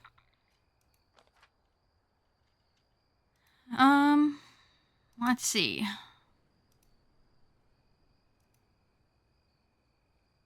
Who do we ask for the key first? One of the 3 keys Boss used to man. unlock the large antique chest in the storage room. I don't think he will have found the key, but sure, we can ask him about it. I think maybe the ambassador's guard would have found one when he went rushing. Can't see how it would help to ask him about that.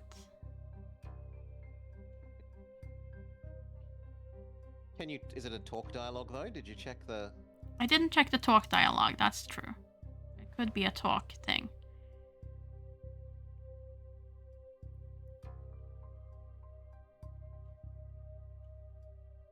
How can I help, detective? Did you happen to come across a key that was dropped somewhere on the premises earlier tonight?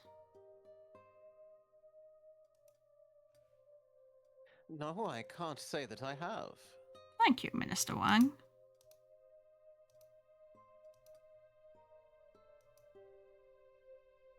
Oh, she's gone. Dun dun dun!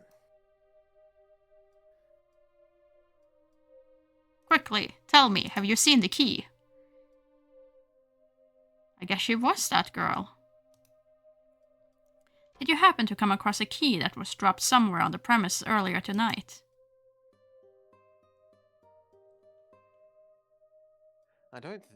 Okay, I don't think so.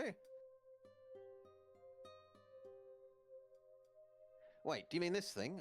I found it in the courtyard, or was it the sitting room? Well, in any case, here it is. Have it. Okay, so we now have 2 of them. That's all for now, thank you.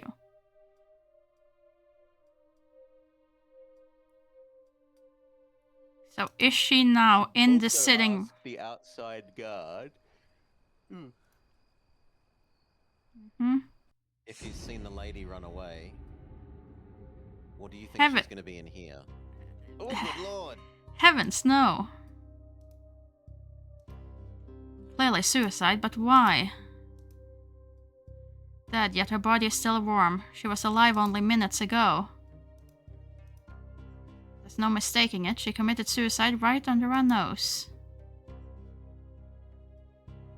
Oh dear. She doesn't have the key on her.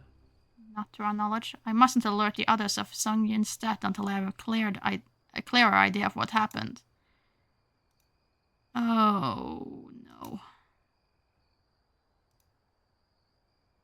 So she was having an affair. He's now With the dead. ambassador. Yeah. She could potentially be pregnant. What can I do for you, detective? Did you happen to come across a key that was dropped somewhere on the premises earlier tonight? As a matter of fact, I did pick up an oddly shaped key in the main courtyard when we were looking for the ambassador. Okay, that's our last key. That's all, Sergeant. Thank you. Then we can open the chest and find the original hat.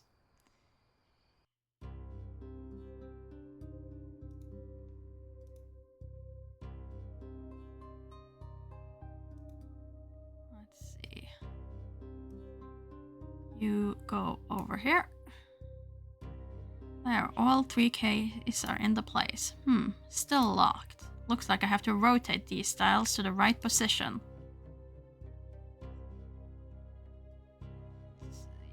Yeah. Okay, so they can be in 4 positions. And they have to probably make up this pattern then. So, The top, you think yeah. they add? I think they add. So this one would be... No. Okay, so we only get 6 turns. I think this one has to be the top one, because that's the only one that has this bit.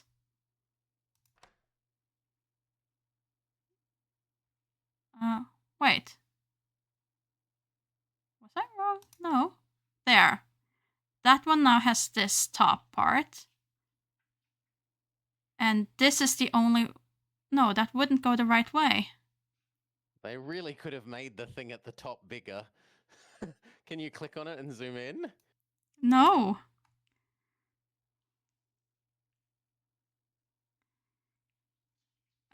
This one would have to be... 1... The one on the right is wrong. Yeah. Because there's no little upper bit on the right hand. That would have to be that way. And then it's just this one that needs to be rotated.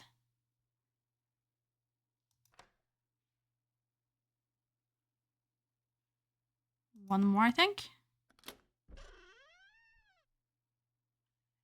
Yeah, that did the trick. Here it is, the cap the ambassador was wearing before it was exchanged for the replacement. Let's see if this one has a secret compartment.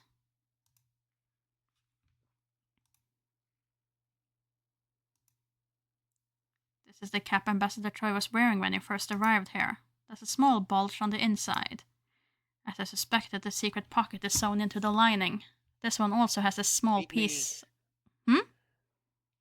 Meet me in the waterfall for a secret tryst? Mm-hmm. Is this what we're expecting from the note? Either that or I can't see you any longer or something like that. Signed letter added to inventory. My beloved Sun Ying, though you may despise me for it, my duty to my country compels me to choose against my own heart. These past few weeks by your side have ignited a fire within me that will never die. But now I must return to Korea. It is with great regret that I cannot take you with me. I hope you can someday forgive me. Yours, Choi Young-yun.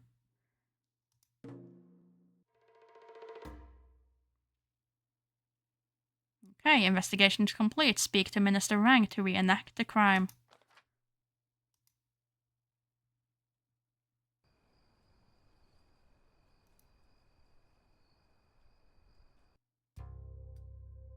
Time for our, everyone gather in the same room scene. The parlor room scene.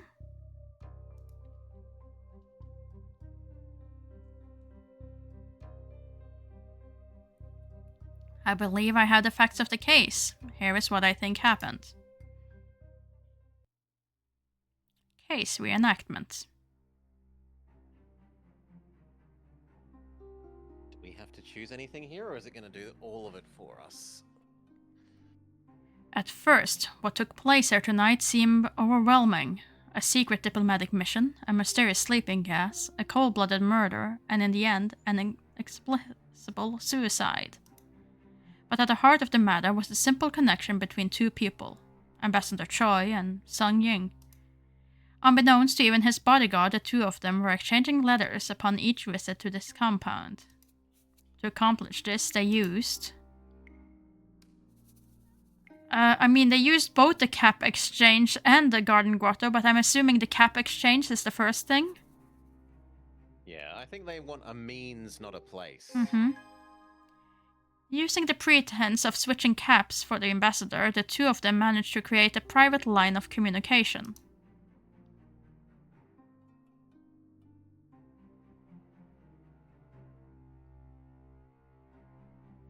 Over the course of many secret exchanges, an illicit affair grew into a loving bond. I suspect many of the messages exchanged contained direction for each time the pair would meet. All that was needed was an agreed-upon time, as the place was surely always the garden grotto. Knowing his guard would stay outside, the ambassador asked his lover to wait patiently inside. But the love story was doomed to fail. After all, how could a high-ranking Korean diplomat return to his homeland with a Chinese servant girl as his mistress? It's a bitter truth, an all-too rigid view of love, but a truth the ambassador had come to accept. But Sun Ying had no intention to comply. Instead, she set in motion a cunning plan for one last meeting. If still he refused her, he would pay the ultimate price. But if he chose to be with her instead, they would have simply returned to the house to perform a bit of theater. Everyone in the house would have woken up with a mild headache, none the wiser. Weirdly, Ambassador Choi did not have a change of heart, and so she carried out her vengeful killing.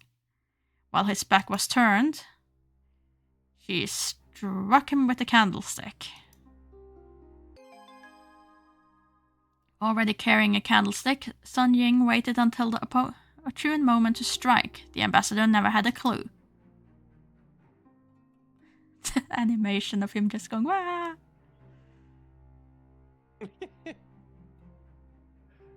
She had managed to fool everyone into thinking that she had fallen unconscious as well, likely using a rag or handkerchief to cover her nose and mouth, so fleeing was not necessary. But like all murderers, she had left a trail waiting to be uncovered. When she realized I was close to identifying her, she did what perhaps she had planned all along. She committed suicide to either join the ambassador or avoid getting caught. I don't think it's to spite him. If it was to join him, she'd have done it straight away. There's no need to wait for us to be almost catching her. Nope, it is not. That cannot be right. Let's try that again. Do we have to do it all over again? No, just this part. Okay. Apparently I'm wrong. I'm sorry, Mori. I will try join the ambassador. I don't think it's to spite the ambassador, but it could be, I guess, but... Yeah. What took place here tonight was a love affair gone wrong. There were no political machinations at play, no revolutionary plots to unravel. It was a simple tale of passion and rage.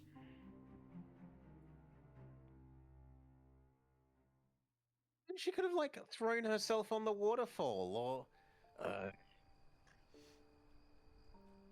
Afterwards.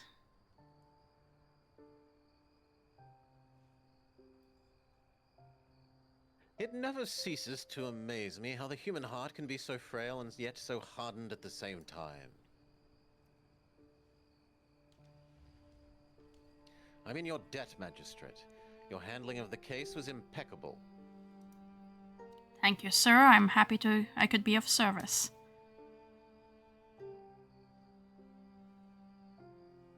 Then why the long face? Solving this case, you've given the treaty a chance to be revived. You've done a great service to me, to His Highness, to the whole Empire.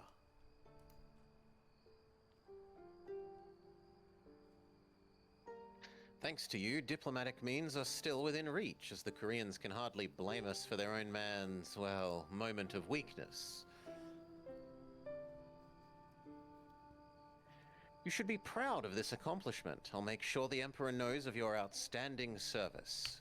I'm humbled by your kind words, Minister, but if I may speak frankly, something about this case, about Sung Ying, still leaves me uneasy.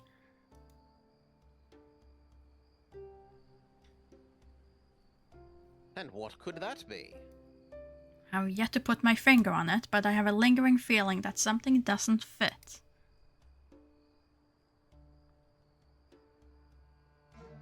Nonsense. The woman was a spiteful wench who committed premeditated murder. I don't see any flaws in your theory.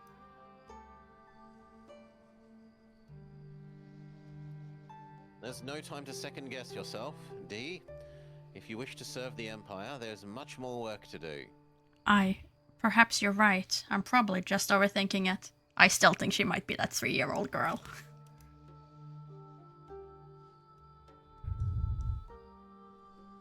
Remember, this night, young detective, you stand at the crossroads to greatness, and there's no turning back.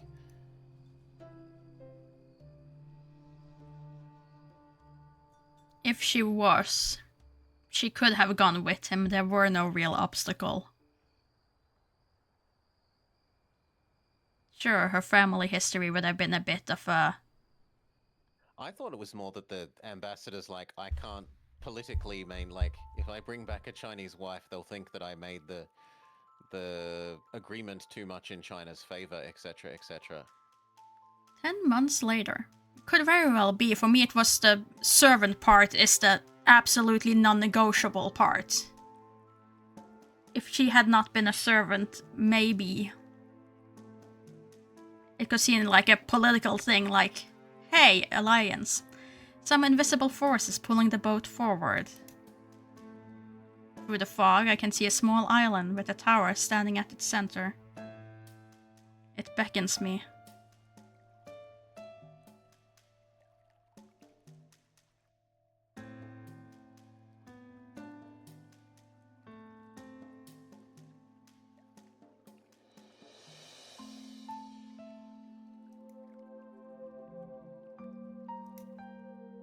I kind of thought that was going to be the end, but it's only chapter 1.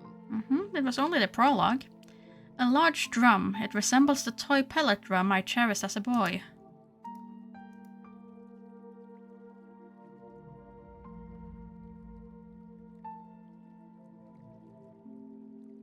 Oh. If there's anything I have to do in the right order here. It is the yin-yang symbol. These are we'll get a map Bagua of symbols. what buttons to press, I would assume so. if they are buttons. Hello, deer. A deer is blocking the passage to the tower. What a magnificent animal. I wonder if it will let me pass.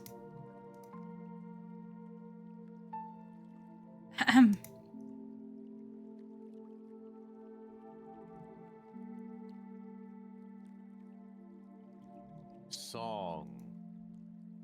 You speak.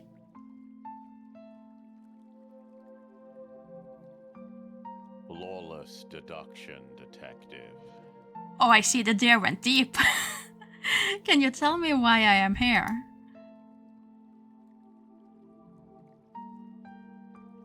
The song. You must play the song. I don't understand. What song?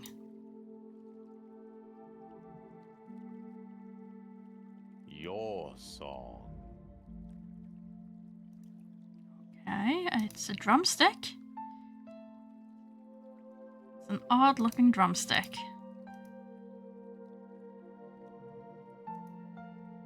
But we haven't received any notes.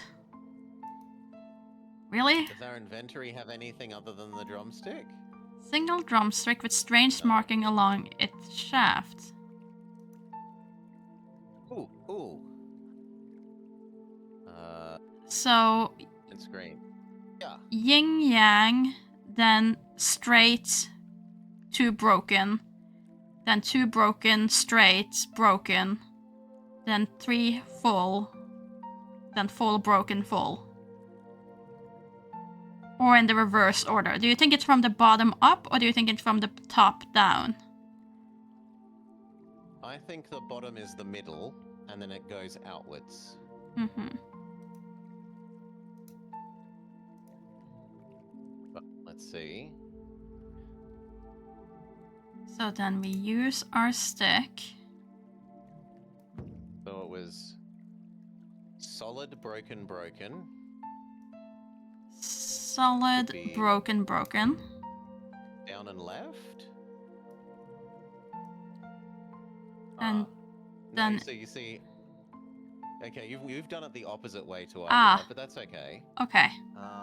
Then it's broken, solid, broken, Broken, solid, which is broken. right.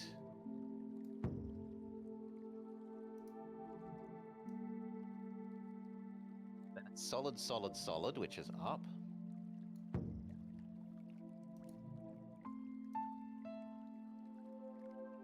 Solid, broken, solid again, which is left. Okay, so that's the first one because it glowed. Okay. So then we just go other way. Okay, so top. No. I did it wrong. Darn it.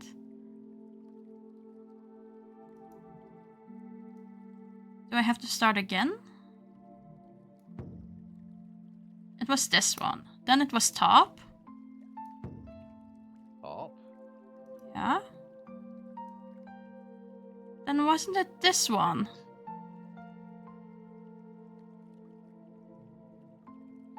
But that got me the wrong.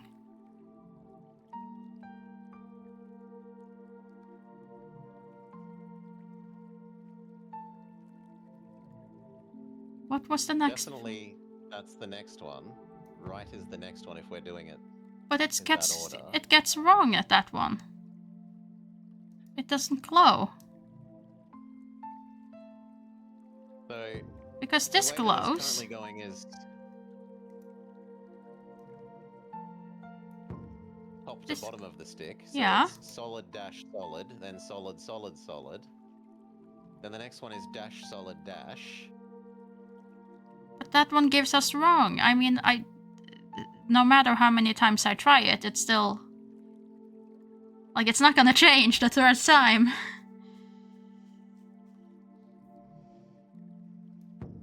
Like, it's still... I can only tell you what's on the stick, Amari. I know. But... Oh, 3 times. 1, 3, 1, 2, 1. I have to hit this one 3 times. Ah, the little notches mean something. So 1. I really wish I wouldn't have to one do left. this. Pull it out of the inventory every up. single time.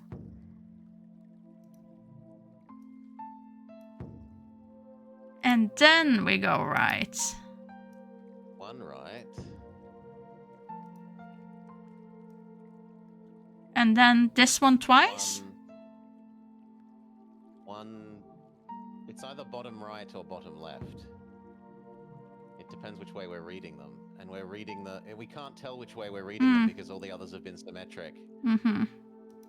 Well, that didn't give us the correct answer, so... Can I... Okay, I can just click it. Oh, thank goodness. That's so much quicker. And that was 2 times, right? One, twice, and then the yin yang. Yin yang Twice, once. and then the yin yang.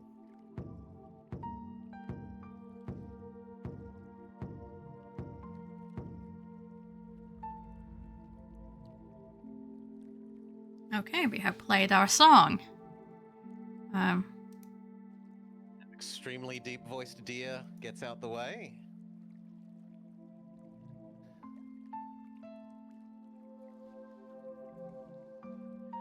What a fine tune you play, D. Renji. You know me.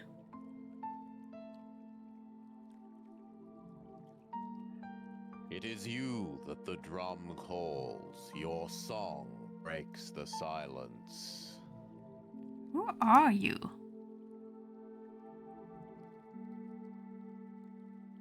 In this place, names are unimportant, except your own. What am I doing here?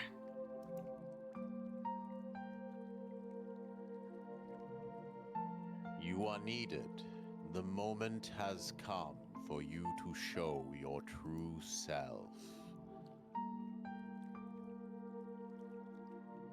But time is fading.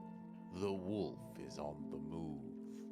Calamity is upon the flower and the flesh, the gold and the gate. What calamity? Who's in danger? What can I do?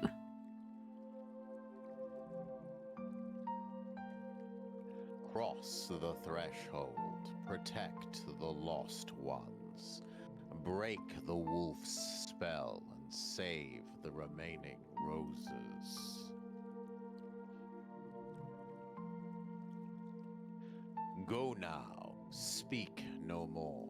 Go, before it is too late. Climb the tower and save her.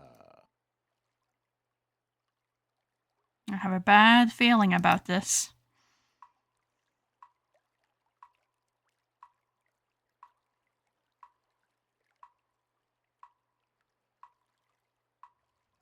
What? There are ninjas? The same dream, again. No matter how many times I run up that tower, bloodshed is all that ever comes from it. And what of the talking deer who seem to speak in riddles, in a very deep voice? I must not dwell on that now. My new assignment awaits.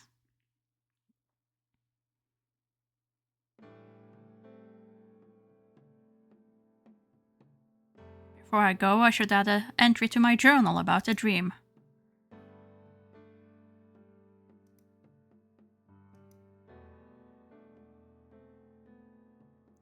Late spring, 689, I solved my first major case in Penglai. At first confounded, I needed to peel away the onion's many layers to find its center a simple story, a prideful man murdered by a scorned lover. Yet again, I'm reminded of the fragility of the human heart. But it seems the minister took notice of my work. He spoke of how I would gain favor with the emperor, now that I have resurrected the border treaty. He even spoke of greatness in me. A silly notion, I thought. I had only done my job. And perhaps, had I done it better, Sun Ying would still be alive. She remains in my thoughts, ever mysterious. Midsummer, 689. The Emperor is dead. It is the saddest of day. News from the capital arrived this morning. A mysterious illness said to be caused by lingering health issues took hold and never let go. Now, with the outcome of the Korean Treaty on hold, his legacy will surely suffer. Generations in my family have served the Emperor and his forebearers, his royal mandate woven into my own sense of purpose. It is a time of deep reflection, a time of mourning. Late summer, 689. I began having a very peculiar recurring dream. In it, I find myself on a small boat gliding across the water as if pulled by an invisible force. It eventually brings me to a tiny island populated only by a strange talking deer and a shadowy figure standing atop a great temple.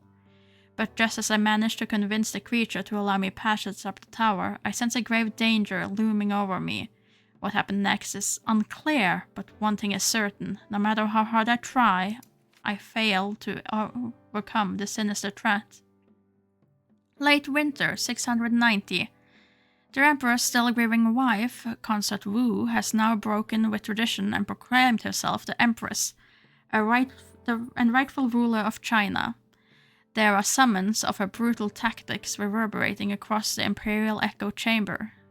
Stories of ruthless reprisals and secret police force used to silence her opposition. But what am I to believe? Was her rise to power illegitimate, or are these aspersions nothing more than exaggerated hearsay spread by envious detractors? No doubt the woman's reigning over the empire for the first time will vex the establishment, but the imperial court must survive this turmoil. We must come together for the good of the realm. Early spring, 690. 10 months have passed since the Korean ambassador's murder. 8 have gone by since the death of Empress Gosong, and another 2 have elapsed since Wu Seitan rose to power. Yet today, I received a letter from Minister of Justice declaring that I am to become the new investigating magistrate of Chang'an, and that I am requisitioned to appear at the capital without delay. It seemed the Empress want to meet me. I think I want to meet her too. Can we write a journal entry? I arrived in Chang'an last night. I made my way to the Justice Department where I am to stay. A young lieutenant showed me to my new living quarters, but my first night here is marred by the same cryptic dream. I wake with a sense of dread and restlessness. I feel I can ignore it no longer, but what can I do? I can't shake the feeling that something bad is about to happen. We have a jade horse. My lucky jade horse. It was a gift from my father. I take it with me wherever I go. So, bed. Travel trunk. Most of my belongings are in that travel trunk. Didn't have much time to pack my things, but the essentials are in there. But we can't look inside it, apparently. We may or may not have things of use in our travel trunk. Chang'an, Tang Dynasty, China.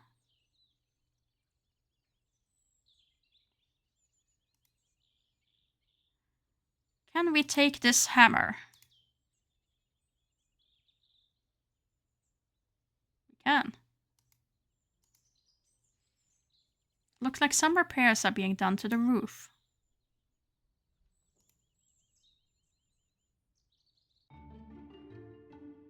Okay, so we get a map now? Do you want to leave this place, or do we want to absolutely make sure that we have looked at the edges of the map first? I'd rather check everything here myself. That's fine.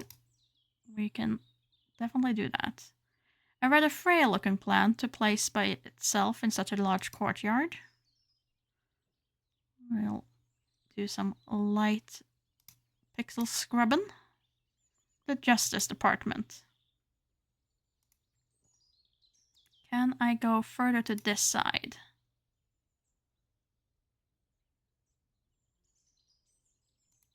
To lobby. I need to meet with the Empress before I do anything else. Okay. So we cannot. Game says no. Yep. And to be fair, you don't really keep an empress waiting, so it makes sense.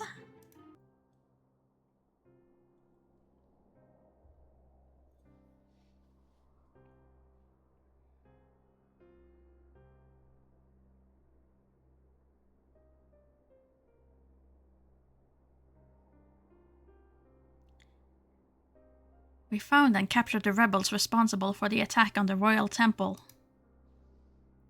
Do you want to voice the empress?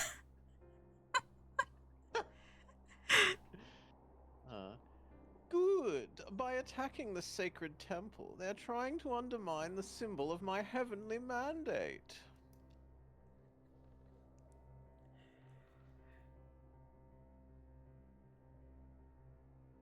No quarter is to be given to these agitators. You went full queenless. Do you think General Sang may have something to do with the recent disturbances?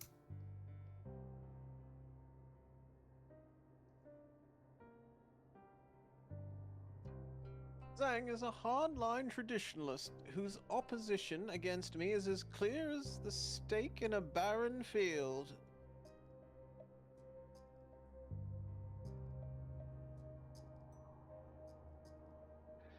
But I know how to catch snakes like him.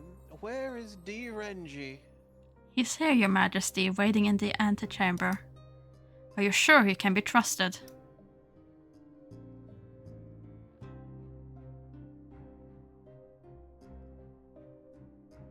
That's what I intend to find out. Bring him here.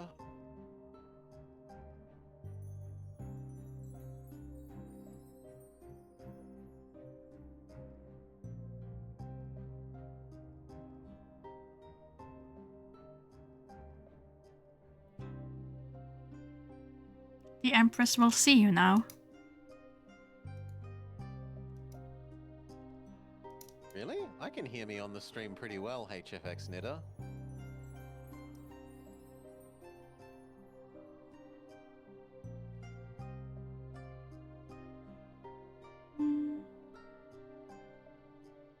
I haven't changed anything in the settings as far as your volume. I think it's fine, Mari. I'm Okay. listening to stream. I wouldn't stress. Okay. Well, it's your line. Sorry. Welcome, D. Renji. I've been looking forward to meeting you. I'm flattered or I'm honored. Honored, probably. This humble servant is honored by Your Majesty's reception.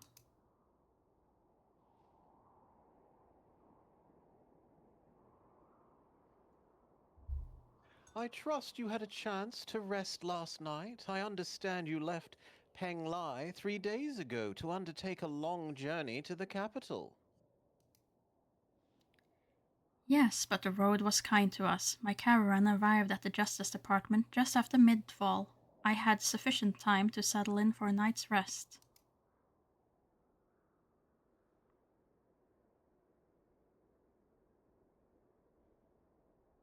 Good. The winds of change are blowing, and there's no time to waste.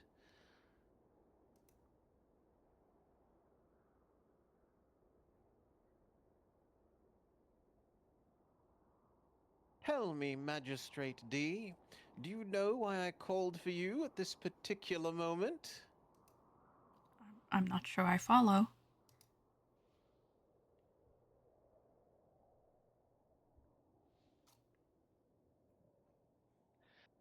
I thought perhaps you may be wondering why it took so long for your promotion to the capital to be confirmed. After all, it was my husband's wish before his, untimely death. Giggle, giggle.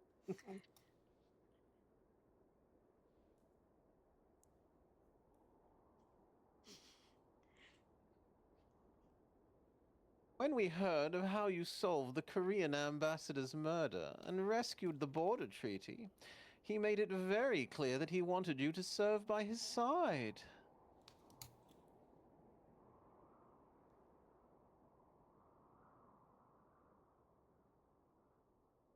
If he was still with us today, you would have been reassigned to Chang'an long ago.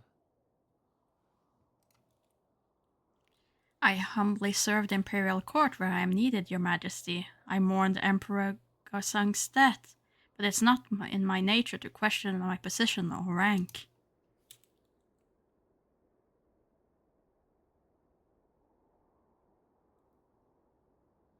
It is a rare thing to witness true modesty. The truth is my transition to power was not without some interference.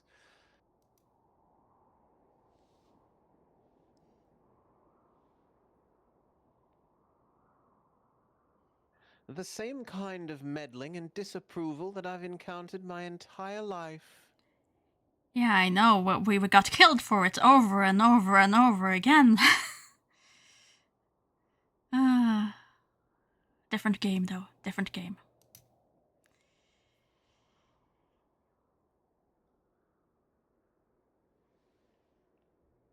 I will not tolerate folly for the sake of facile traditionalism. I hope I can count on your loyalty, as my husband did. My loyalty is to the law, and I will serve it to the best of my ability, as long as your majesty permits it.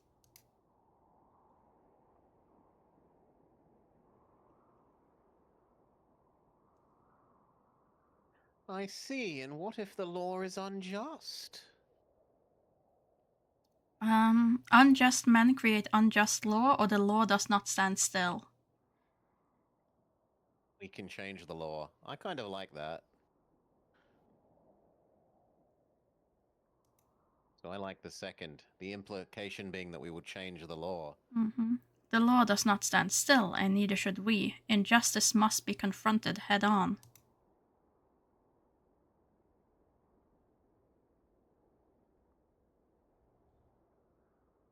Indeed, men may be fools misguided by power and greed. Such vipers are around every corner.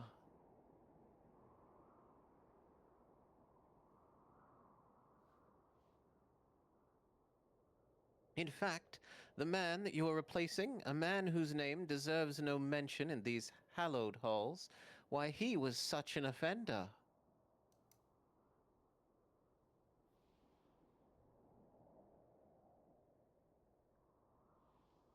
He was a horrid man who routinely abused his power.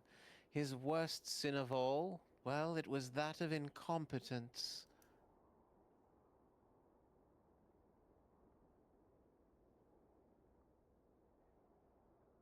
But enough about the past.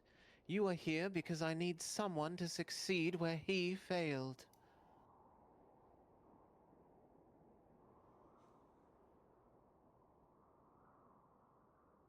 Di Renji, I hereby name you the new investigating magistrate of Chang'an. What say you? It will be my privilege, or I accept. Privilege. It will be my privilege to serve the people of Chang'an in the name of the Dragon Throne.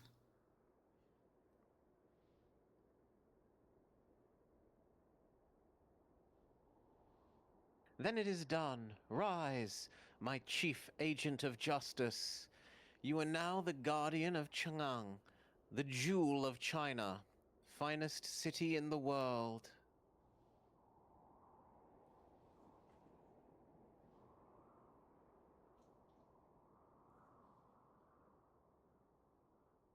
But I'm afraid not all is right in our shining capital. I fear a sickness of doubt and fear is spreading across our streets and in our homes.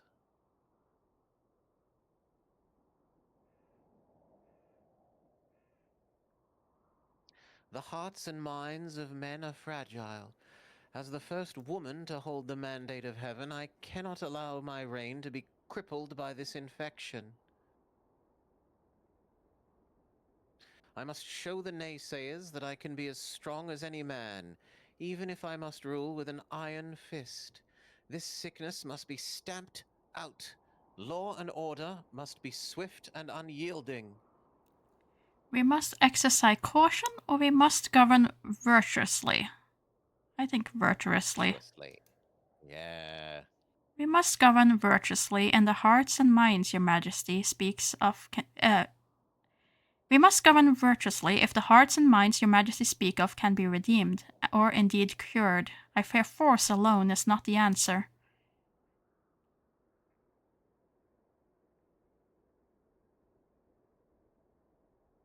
How pragmatic of you, Magistrate D. I suspect even my husband may have underestimated your gift for counsel.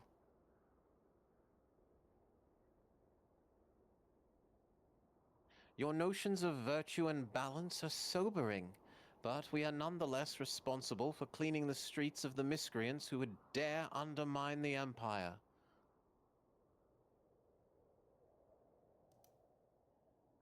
And that is exactly what you shall do. I am at your majesty's command.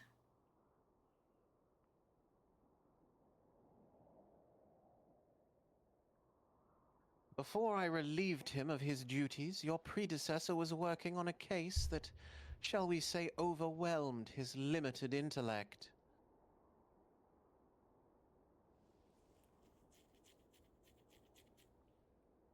A young woman by the name of Zhu Li Fei was viciously murdered in her own home 9 days ago.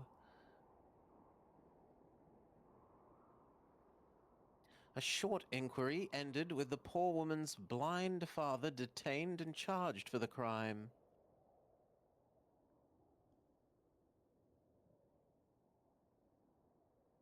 But I sense a grave injustice has been done. Your immediate task is to reopen the investigation and find out the truth behind this heinous crime.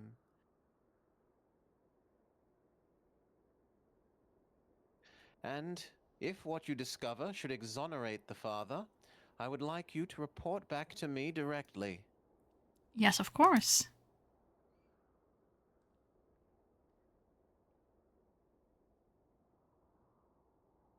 Your first lieutenant at the Justice Department can apprise you of further details, but you may ask me any questions you like. Let's see. I wish to offer my condolences is probably acceptable. I wish to offer my condolences for the passing of Emperor Guzang. Although I never had the privilege of meeting him, I was an admirer of his reforms.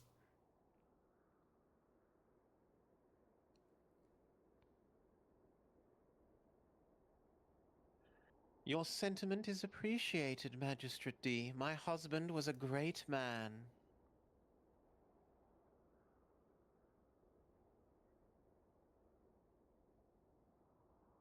He led our country onto the world stage, and now it's up to us to fulfill that destiny. Now is the time to look to the future. Does your majesty have a special interest in this case? Surely, only weeks after your enthronement ceremony, police matters are the least of your concerns.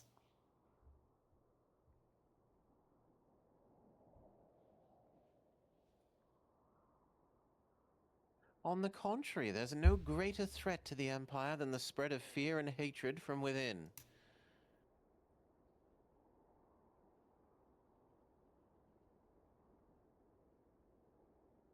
Without law and order, this house of cards is a tremor away from crumbling.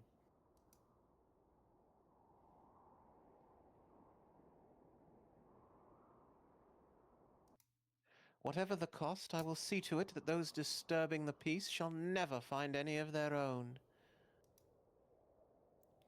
What can you tell me about the victim?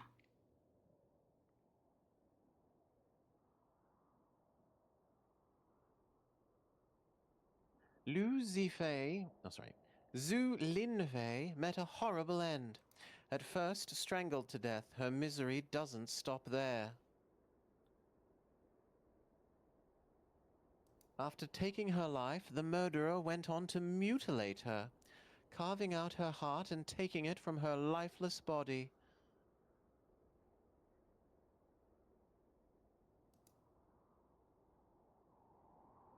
I ask you, what manner of barbarism is that? Such hatred would suggest the killer may have known the victim. Perhaps someone close, someone seeking revenge.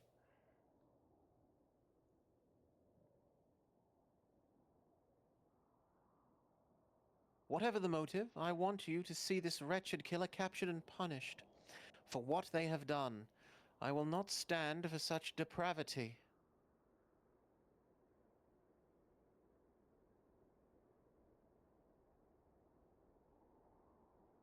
The whole of the country watches my every move.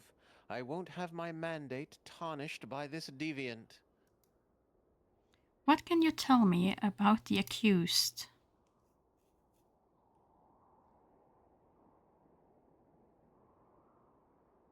Your predecessor believed the victim's father, Zhu Dan, came to resent his daughter for abandoning him for several years. She eventually returned, but by then his heart had soured and filled with hate, inciting this violent outburst. But your Majesty does not believe this theory.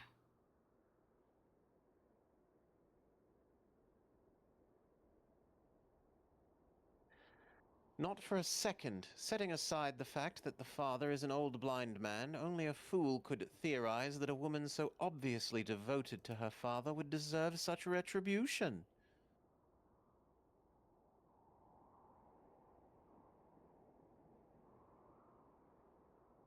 Even during all those years away from his side, she made sure to send money for his care.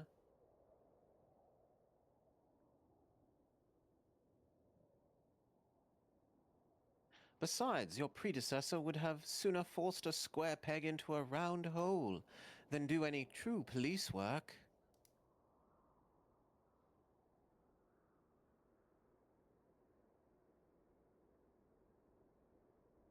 I've told you everything I know. As for what's still unknown, I expect you to uncover it and then return the favor.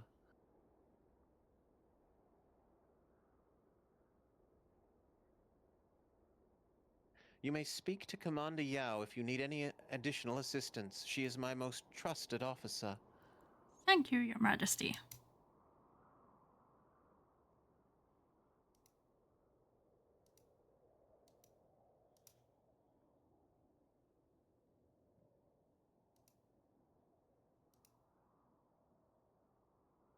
I didn't get a chance to introduce myself before. My name is Direnji. I know who you are. Yes, of course. You must be head of Her Majesty's security force. I am no mere security personnel. I am Yao Mei, commander of the Imperial Guard. I meant no offense. I assure you, I meant no offense. I see it in your posture. You carry yourself with the poise of a highly skilled martial artist. I dabbled in the martial art myself when I was young, though I discovered early that I had no gift for it. But you, on the other hand, must be a very talented and brave warrior. Why else would the Empress put you in charge of her personal safety? I suggest you tread carefully, Direnji. Her Majesty wishes to give you an opportunity to show your allegiances, but I am the one who will have to face if that trust is betrayed. No. I am the one you will have to face.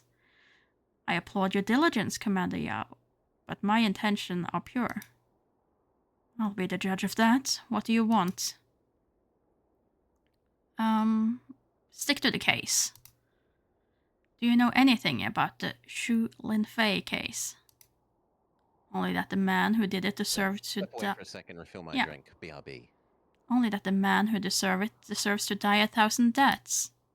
The man, you believe the father is guilty? No, that is not what I said.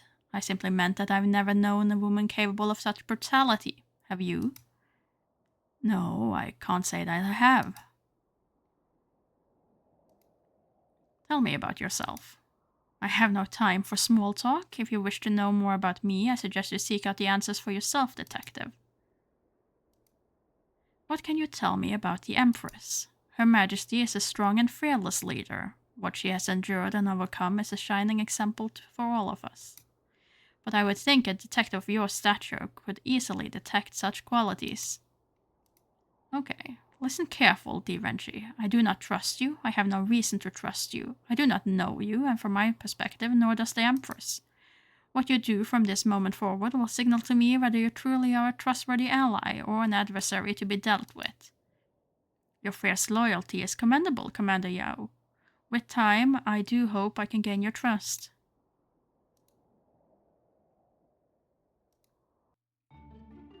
Okay, and we're now back at the map. We have no new places to go, so I guess we go to the Justice Department. And now we should be able to head into the lobby we were not allowed to enter earlier.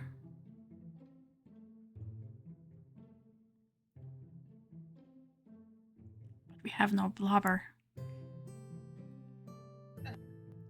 Ah, just in time. Back. Okay. Magistrate D, you're back, much like I am.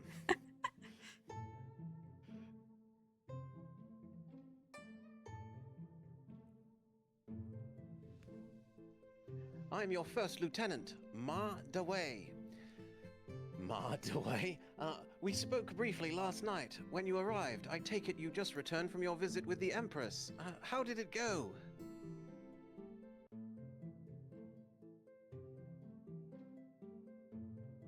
Meetings like that make me nervous.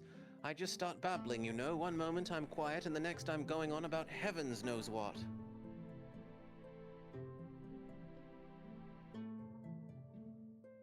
I'm doing it right now, aren't I? Well, I'll shut up. You don't have to be nervous around me, Ma.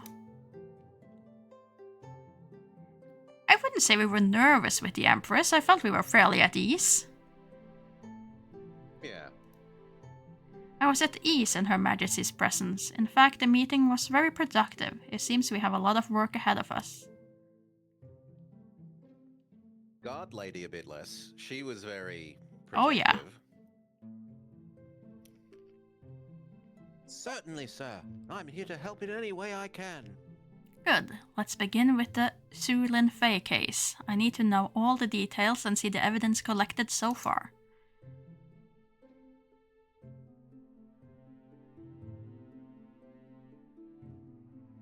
Ah, yes, of course. I was hoping we could get another crack at that case.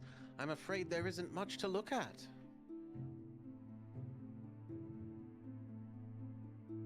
Everything we have is inside the evidence box. I've laid it out on the desk behind me. It's a shame, but Magistrate Liu wasn't one for paperwork. Liu? Do you mean Liu Silin? He was the previous magistrate?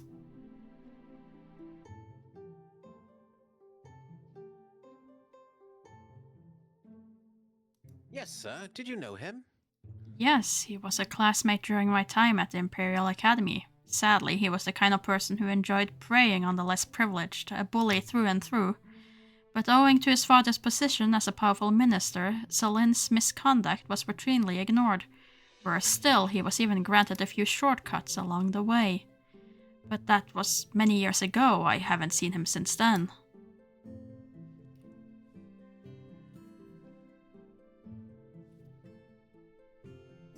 I hate to speak out of turn, but I feel that I must. You see, I believe Magistrate Liu was wrong to accuse the victim's father. I think Zhu Dan is innocent. You don't need worry about speaking your mind. Why do you think he's innocent?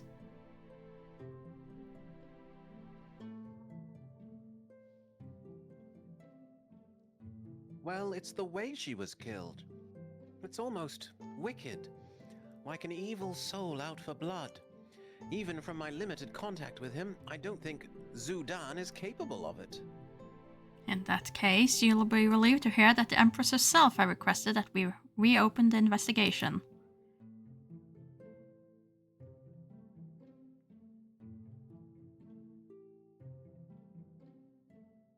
Truly? That is great news, sir. Say the word and I'm at your disposal, whatever you need. Tell me about yourself, Lieutenant Ma.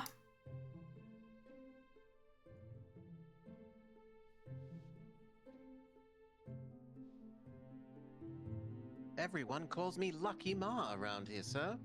It's a nickname that stuck after I won a few card games with my fellows around the office.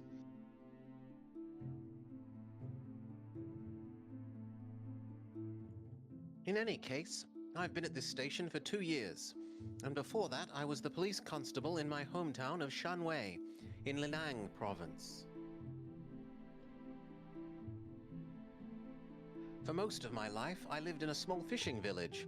When my transfer request was approved and I was promoted to work here, it was a dream come true. Your family must have been proud.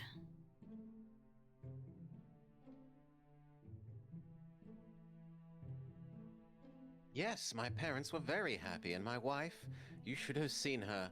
When I told her we'd be living in Chang'an, she nearly shattered my eardrums with excitement. Tell me more about the crime.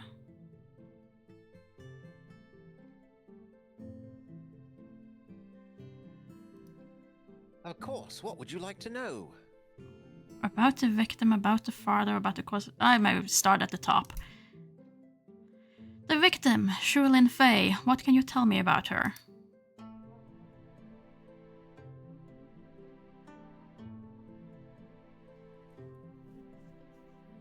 Well, I know she was 21, but not much else. A complete loner, had no ties to anyone or anything except her father.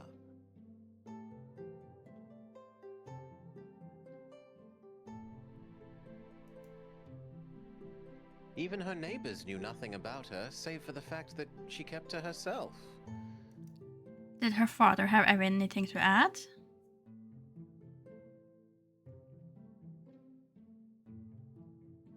He maintains that since her return 2 months ago, she's been his sole caregiver, spending most of her days at home.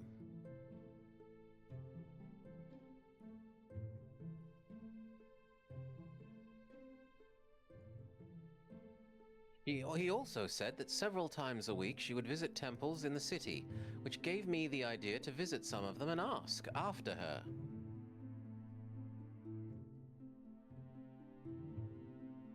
The monks who remember her all said the same thing. She would pray for hours, mumbling words no one else could hear or understand.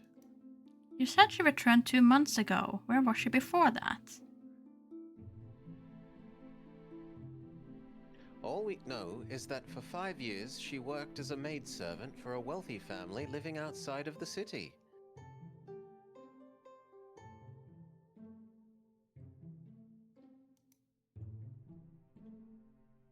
During that time, she sent money to her father through a messenger, but never visited herself. We're holding him in the lockup if you'd like to interrogate him.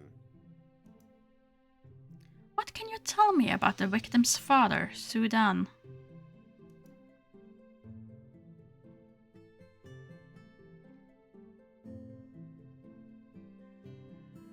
Zudan served in the Imperial Army for many years until his wife died in a fire.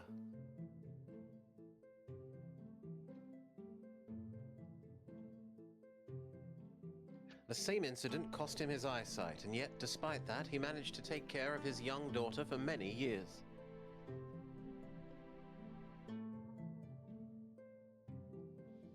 As he grew older and weaker, he became the one who needed care. Why did Liu accuse him?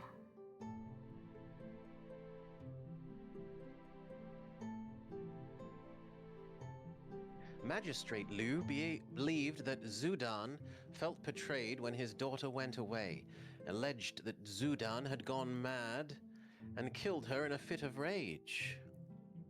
Did Sudan confess?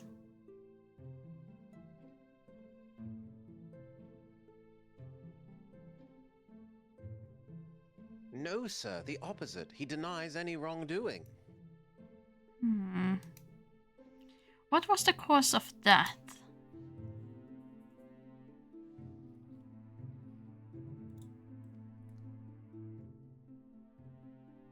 Strangulation, but she was also mutilated posthumously. The killer cut her open and took her heart. It turns my stomach just thinking about it.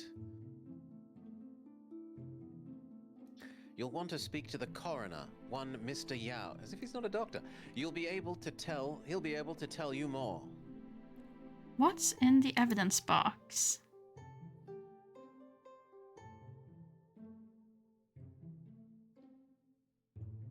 We've collected 3 pieces of evidence from the crime scene. The first is a broken walking stick which belongs to the father.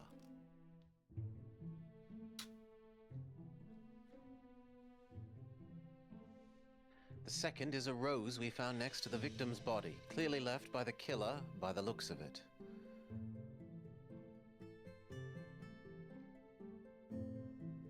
The third, a life-sized sketch made of a bloody footprint we found in... Oh god.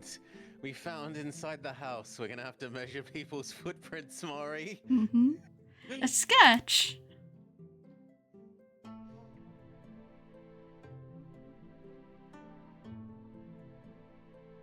Yes, sir. I've always had an affinity for drawing. I've tried to put it to good use from time to time.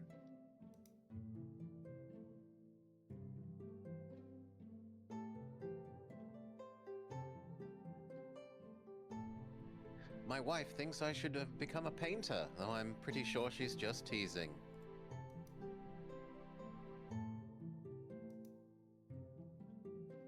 Who reported the crime?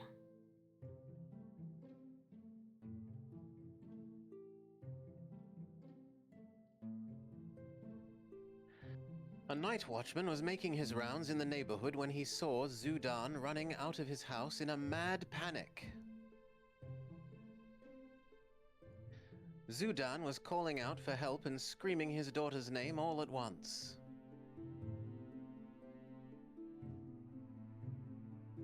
After the watchman peered into the house and saw the carnage, he came directly here to report the crime. I gather you must have worked for Liu Zilin for a period. What can you tell me about him?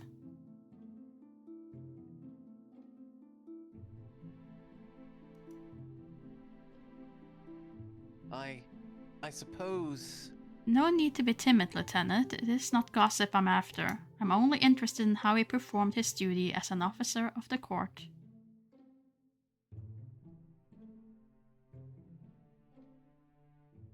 Well, to be blunt, Magistrate Liu didn't care much about his duties at all. He was more interested in his reputation than maintaining law and order. Oh, the Nepo baby doesn't care about the job he does. How surprising.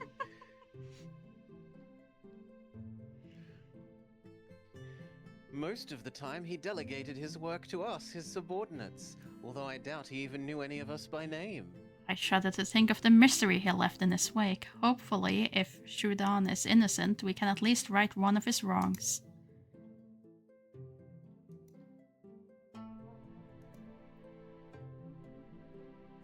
Yes, sir. Tell me about the Justice Department.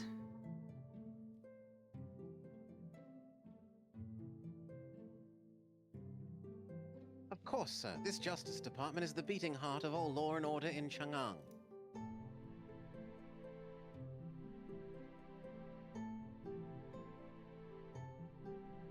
Since the Empress's enthronement, we've officers patrolling the city at all times. Even the night watchmen report to us. This compound itself serves a number of purposes. The East Wing, where we are, is home to the investigative branch.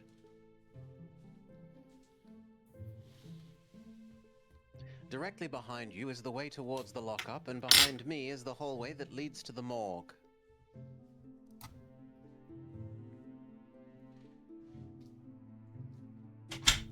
And I almost forgot. I hope you found your private quarters to your liking. I asked my wife to make it as cozy as possible for you, as I'm kind of terrible at that sort of thing. Indeed, the room is quite lovely. Please say thank you to your wife for me.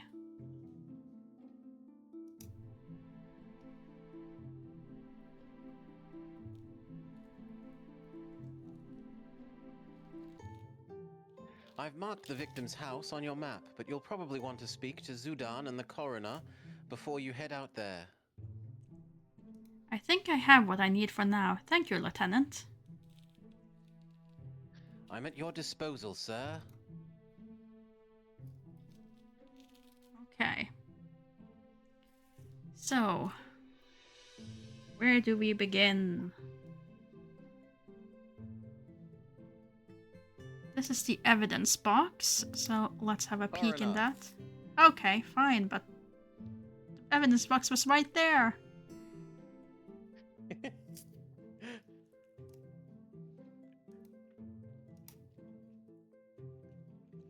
And we just take it with Road. us. And walking. Can we take, yeah. Strange, this rose should be wilted by now, yet its vibrant color and soft petals defy its age. If this didn't belong to Shulin Fei, then the killer purposely left it behind.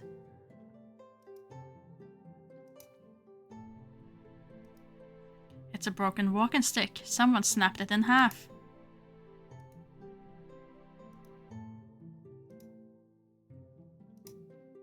Impressive! Lieutenant Ma's wife was right, he does have an eye for illustration. This footprint is fairly average in the size for a man, but probably a bit large for a woman.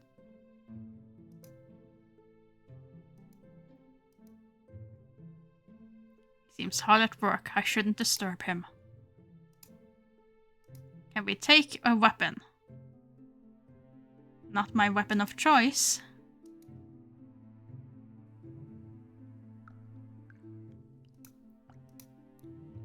Assorted tools of the pathologist's trade.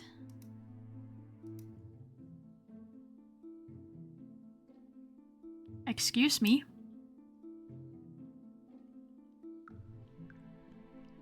Lost these tiny tools. I've lost count again. I'm sorry, I didn't mean to interrupt.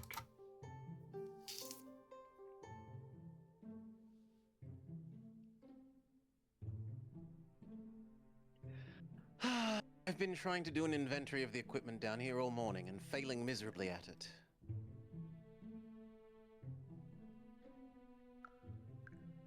Why in the world do we have so many knives?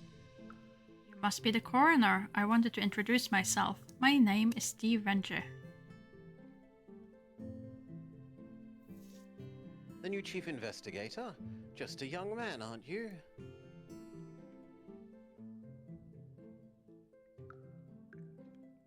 I suppose if that idiot Liu could do the job, they could send any half-wit to run this place and no one would really notice the difference. I can see you're nobody's fool, but you should give me the opportunity. I may yet surprise you.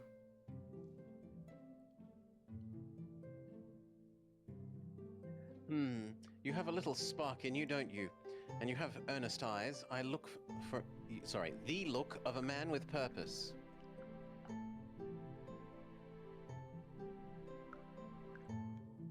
I suppose 30 years of staring at the dead has taught me that much.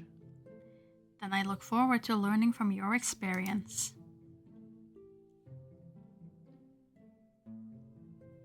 Well then, welcome to my office, Magistrate D. I'm Yao Quinan. The youngsters called me Old Yao.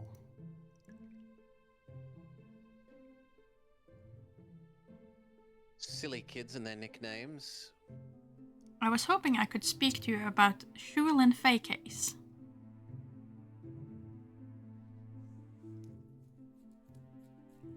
That poor girl. She's been moved for burial.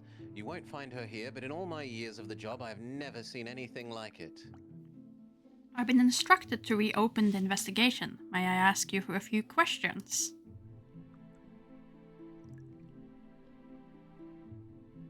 Well, you're the boss, aren't you? Ask away. Tell me about yourself, Mr. Yao.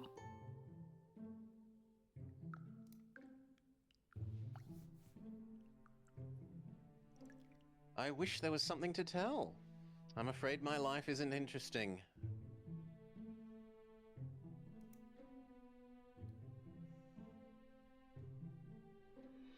But I suppose that's my own fault. Push away your loved ones for long enough and you end up bitter and alone. Or in my case, withering away in the company of decomposing corpses. Surely a lifetime in service of the Imperial Court must bring you some satisfaction.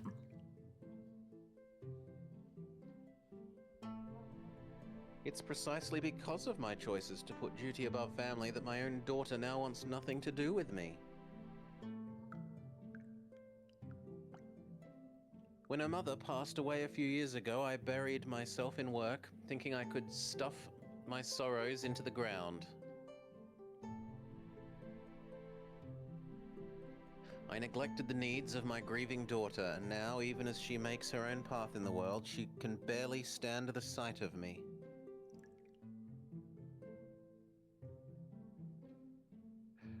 Don't make the same mistakes I did, young magistrate. Hold on to those you cherish. Let them know what they mean to you before it's too late. It's not too late for you, or she will forgive you. Where's the no it is too late option? Why are both of these it's alright, mate? I feel like it's not too late for you at least holds him more accountable than she will forgive you. Like, at least here, you have to do some effort. It's not too late for you to make amends. Speak to your daughter. She will listen.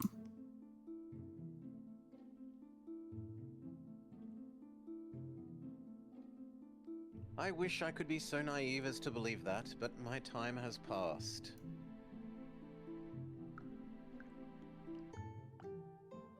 No matter, at least down here I can perhaps still make a difference. You have every chance to still talk to her, apologize, do something. What can you tell me about the victim's wounds and the cause of death?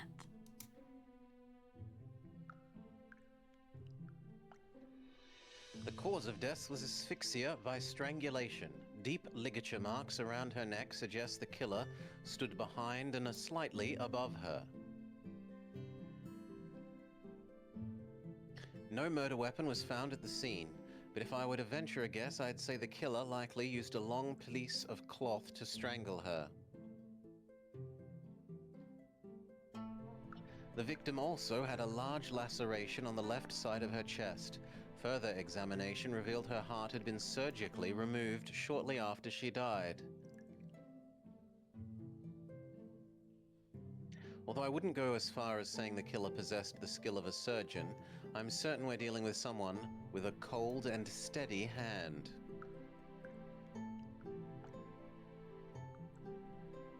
Someone who knew what they were doing. Why do you think the killer took her heart?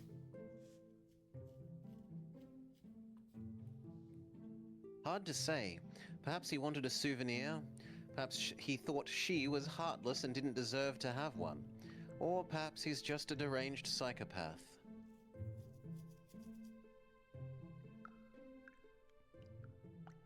We may never know why he did it, but based on the depth of the abrasions on her neck, I'd wager good money our killer is a man. Was the victim violated sexually?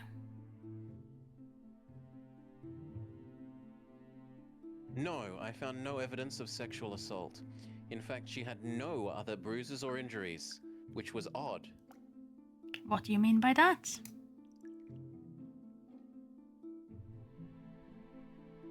Usually in cases of strangulation, there's some signs of struggle between the victim and assailant. Signs such as traces of skin under the fingernails, bruises caused by resistance from the victim. As far as I can tell, though, Zhu Linfei didn't fight back. From your previous comments, I take it you and Magistrate Liu did not get along.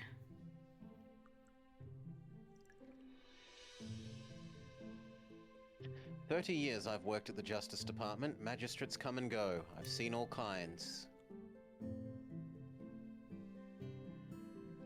Some were born enforcers, others negotiators. A rare few had the gift of detection, and others preferred the path of least resistance.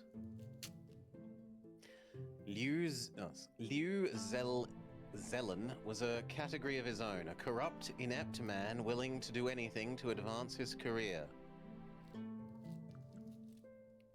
All of us knew it, but no one could prove it. What do you think he was guilty of?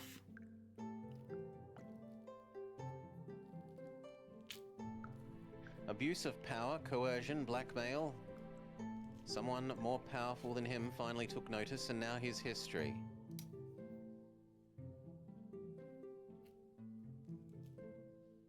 We can thank the Empress for that. Thank you. I'll be on my way.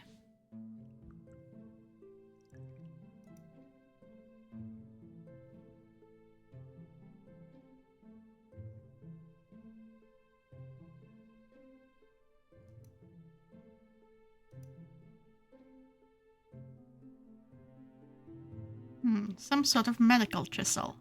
I'd rather not guess how it's used.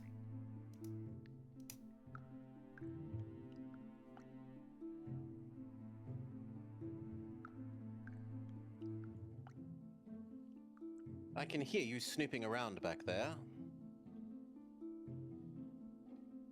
This is no time to play games. You can't just pick up anything that isn't nailed to the ground.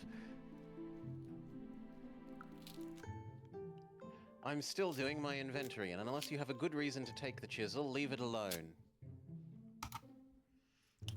Aww. Very well. Unused at the moment, thankfully. For the tables, I guess we can leave here again. So, we grabbed our evidence, we talked to the coroner. And I will have to agree, I can't really see that the blind man nearly surgically managed to remove his own daughter's heart. That's Bit of a stretch. yes, unless he was like the best surgeon ever before he went Maybe blind. he's pretending to be blind. For how many years? Torture devices. Some believe that torture can help reveal answers, but can this so-called truth be held up to the light of day? Can we take it?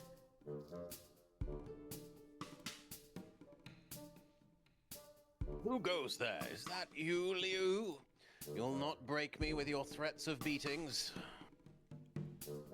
I'll never admit to killing my daughter. Never. Do you hear me?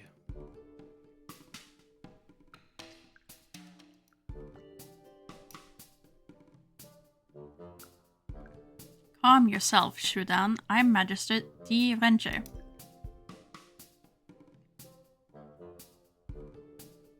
D. Renji, what happened to Liu? Mr. Liu Silin has been relieved of his duties. I am in charge now.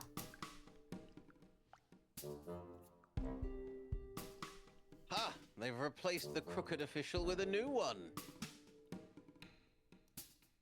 I am not your enemy, Mr. Shu. Whatever you may think of my predecessor, I'm here to find out the truth about your daughter's murder.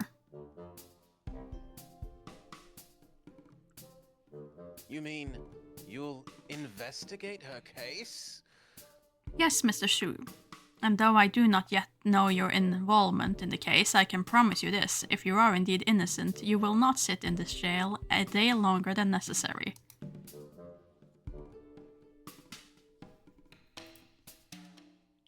I'm sorry for what I said, but that man Liu, he accused me of killing my own daughter.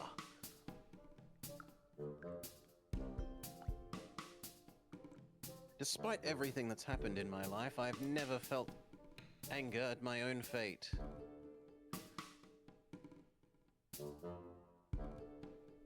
But what was done to Lin Fei, it burns me up inside. Knowing the man that hurt her is still out there, loose. You have to help, Magistrate D. My daughter deserves justice. Tell me about yourself.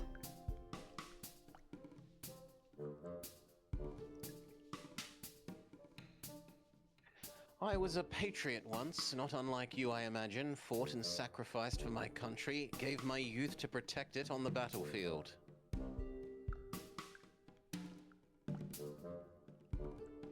But now I'm a decrepit old man, disposable in the eyes of men like Liu Zelin. You were in the army? I was an Imperial soldier in Tiger Regiment, until the accident changed everything. Tell me what happened. I took an arrow to the knee. For the first time in a long time, I was home. They gave me a short break between tours of duty, and I was glad to be back with my wife and daughter. That morning, I'd taken Lin Fei for a walk in the park. She was only 5 years old. The sky was blue and pure. I remember looking on the heavens, thankful and content. Out of nowhere, blackness billowed into the air. I don't know how the fire started. All I know is that by the time we made our way back, the flames had already engulfed the entire house. But I was fearless back then, and I ran inside hoping to save my wife. The gods were angry at me that day. They spared my life, but took my wife and my sight. Now I look upon the sky no longer. And your daughter, she witnessed this? We've never spoken about that day. Deep down, I've always hoped that she was too young to remember. Sometimes I could hear it in her voice, the horror of the flames and the ashes. Tell me about your daughter.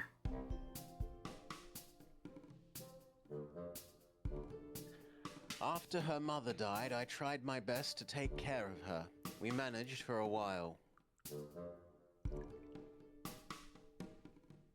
The Imperial Army kept me around, gave me odd jobs here and there, but eventually they decided they had no use for a blind soldier anymore. Even as a teenager, Lin Fei was headstrong and rebellious. She stormed into the Imperial Army base, demanding an explanation for my discharge. I had to plead with my superiors to spare her any punishment. I told her we need to accept our fate, but in that moment I could feel something in her change. How did you carry on? For a year we scrambled to get by. There were difficult times, and then one day she came home with money. Said it was an advance from a family she'd met.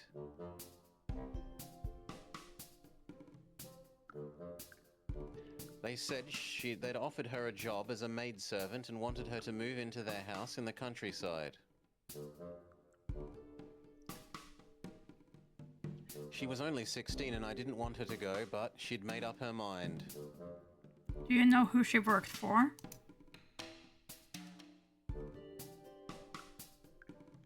She didn't say. She just said that they were rich and didn't want people to know where they lived.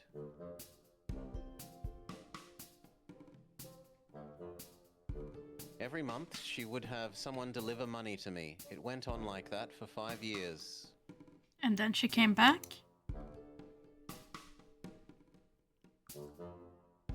Yes, 2 months ago now. I remember it because everyone was talking about Consort Wu's rise to the throne. But all I could think about was my own daughter's return.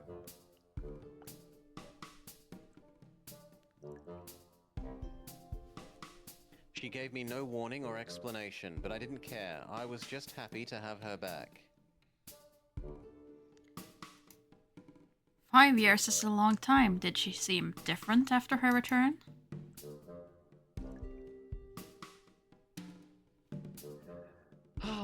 You have to understand, Magistrate D. She was away for 5 years. But to answer your question, yes, she was different. She was even stronger than I thought possible. You said she changed after you lost your military post. How so?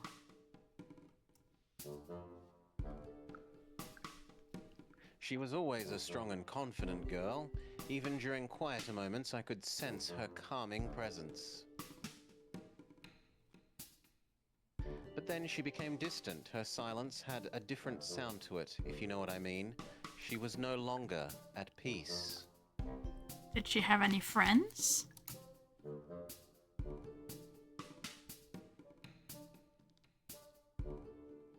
No, Lin Fei always preferred to be alone. I think what happened to her mother...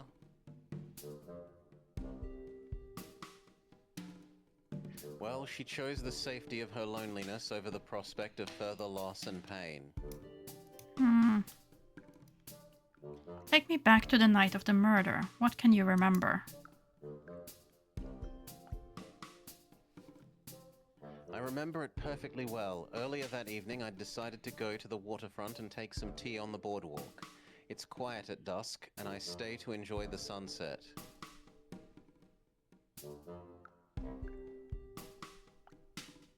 People ask me how a blind man could appreciate the sunset, and I tell them it's the heat. I can feel the sun's embrace slowly shifting on my skin.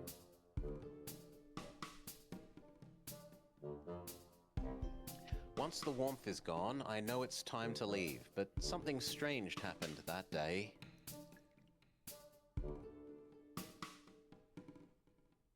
I reached out for my walking stick, which I'd placed on the table in front of me, and it wasn't there.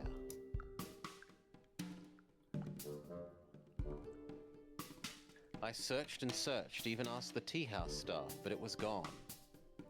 You're certain you had it with you?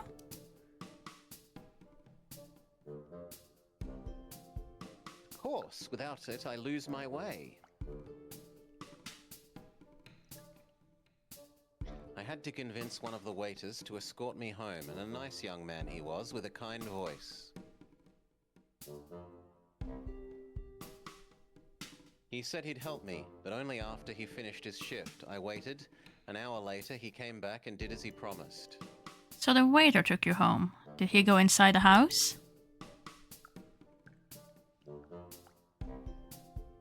No, we parted ways outside, and I entered the house alone.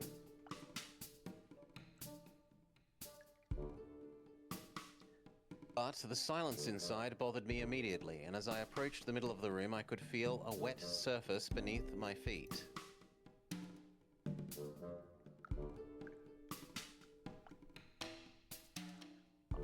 I was standing in my daughter's blood. I fell to my knees and extended my arms, reaching out to her. My heart sank when I felt her cold body.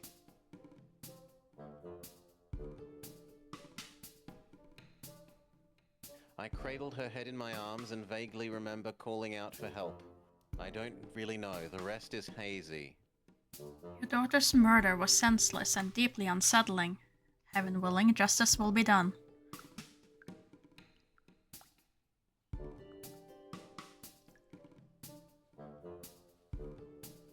You have a kind voice, Magistrate D, much like the young man who helped me home that evening. Like him, I hope you will keep your word. That's all for now. We'll speak again soon.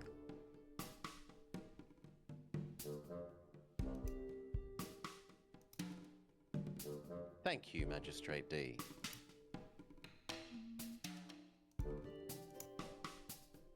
Let's inspect him as well. The doubts surrounding his skills are palpable. I must find out the truth.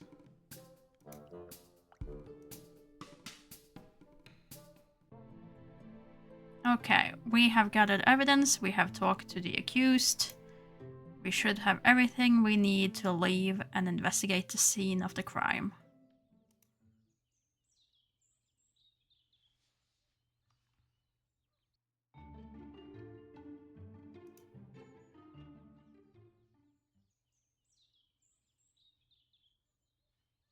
So we have an alleyway.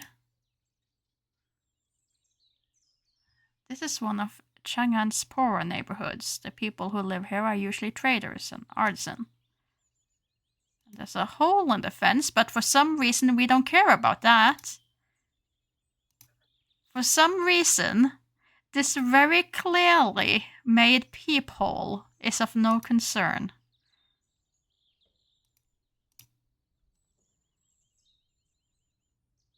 These footprints are deep enough to have collected some rainwater inside of them. Someone must have stood here for a long period of time. Can we use our picture of footprints on them? From this vantage point, I can see a large part of the interior of the house. Was someone spying on Xu Linfei and her father? Let's see. Footprint. No, I don't want to look at it. I just want to drag it over and use it with the other footprints. It's a match. These footprints are almost identical in shape and size to the footprints sketched down by Lieutenant Ma. The killer must have spied on Xu Linfei and her father from this spot to study their movements and routines.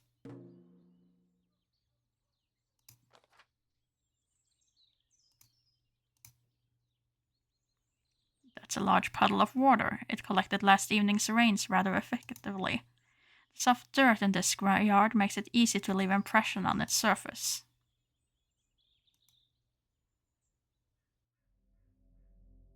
Okay, let's see. We have the window. Do we see anything from the outside? I can see part of the front yard. It contains an ordinary personal belongings.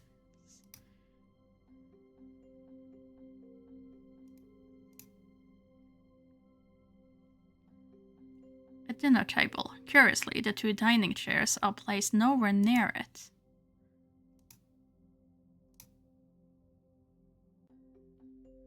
The blood has dried, but the large gruesome stain that was left behind is an unsettling reminder of what took place here. It's unmistakable. This is where the murder took place. Examine the bloodstains. That pillow looks like a rock. As expected, the posthumous removal of the victim's heart caused profuse bleeding, but there is no discernible pattern to any of it. A dining chair in the middle of the room. This chair must have been placed here for a purpose. Coroner Yao said that the killer was likely standing above and behind Hu Lin Fei when she was strangled. Perhaps the killer forced her to sit there before he strangled her? But why would she cooperate? What's this? There's a small fragment of wood under the chair. Fragment of wood. There's a small fragment of wood on the wooden chair. By all means. Underneath the wooden chair. The dining chair is placed next to the bed, but why? Did the killer use it while he was waiting for her? According to this scene, the killer somehow managed to draw Hu Lin Fei into the house and onto the center chair. It also appears as though he sat on the chair next to the bed while waiting for her arrival, no doubt further hinting at the threat he posed to her father. But why are there no signs of a struggle? Why didn't she run or fight back? Only one bed in the house. This must be where Shu Dan sleeps.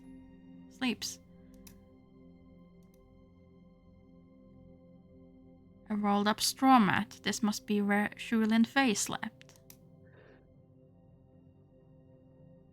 Oh, that's the bed. This dead potted plant, why no one kept this alive, is not relevant apparently. We go to the right? It looks like there's more of the house.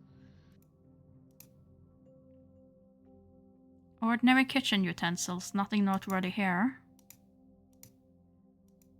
More ordinary kitchen utensils. Is it missing like an obvious knife?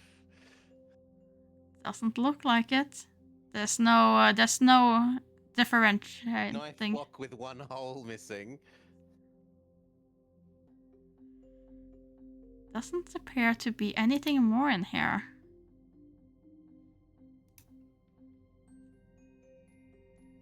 And the candles. Can we inspect the bit of wood in our inventory? Sure, we can probably do that. It's a small fragment of wood. Okay, that was helpful.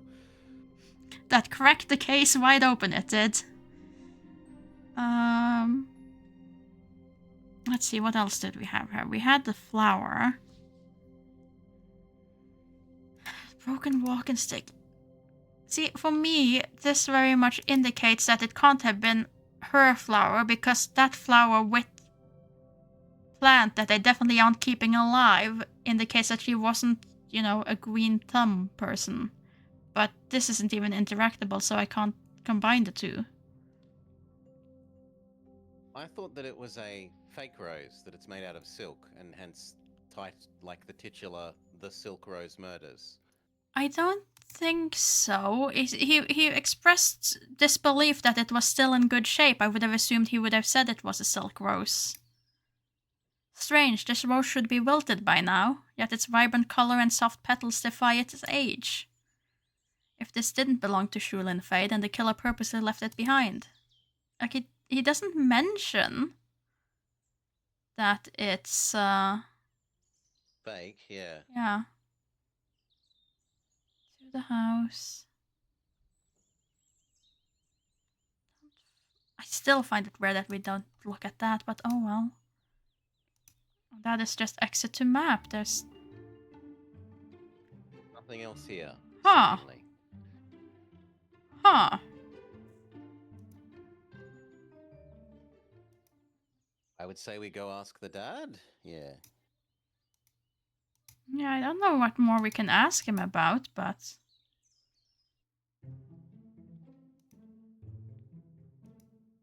We Or can can we presumably ask him about his. can we talk to you about the His footprints? layout and No. He cannot say anything. There's no new dialogue with him. Any new dialogue with you? Nothing new. Can I ask you about your broken walking stick? This was found in your house after your daughter was murdered.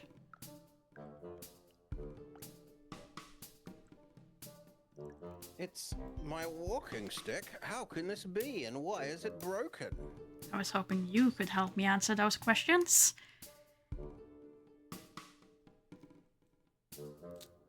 Not lying, detective. I'm certain I had it with me the evening until it was stolen. Could it be? That must be it, don't you see? My daughter's killer must be the same person who took my walking stick. But why would someone do that? Why indeed?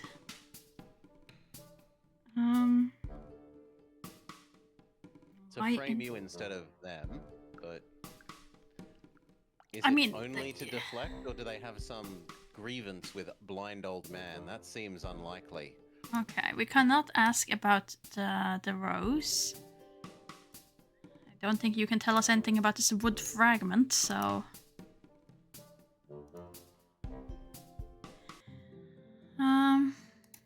He didn't have a dialogue until we asked about that. Can you tell me anything about this fragment of wood? No. That's the only new evidence we have. And the coroner? We can check the coroner. Also, we still have that mallet that I haven't found the use for, but I assumed you would have a use for it at the crime scene. Yeah, not a good idea. Do you have any talking points? No, no talking points. Maybe we need to report to Her Highness about the one thing that we've found out?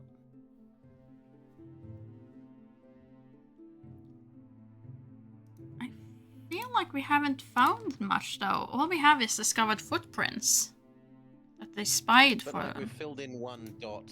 Hmm. Yeah, that's the only...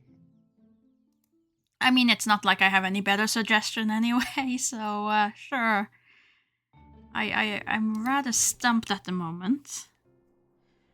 Can we talk to you anything about this? No. Can I show you the rose? Probably won't work. Okay.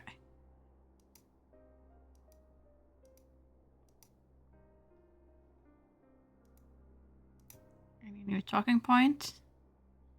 No new talking points with the Empress.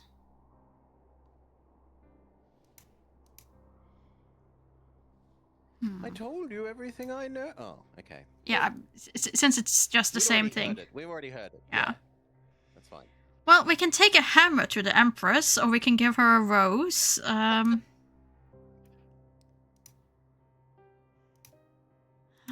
Maybe there was something I was supposed to do with that hammer at the crime scene. But I don't feel like there was anything that kind of indicated.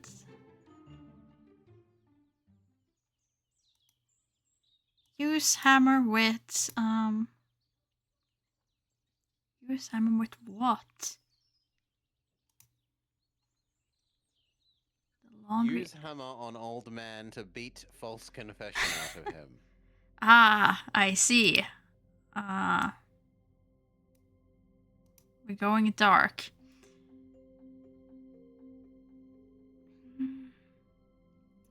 I mean, the cabinet looks like it's been moved though, but that could just be the shading in the pixels.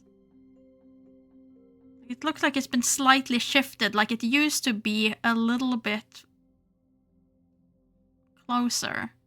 Yeah, I agree with that. But, Take hammer to the cabinet? No.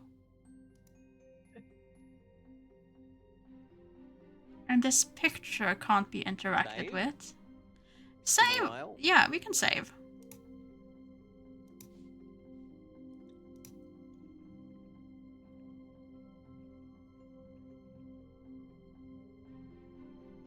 Looked at the bed. Looked at the area of interest.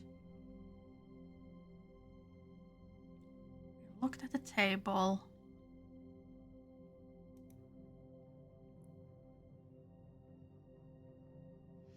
Oh, there was the thing we had.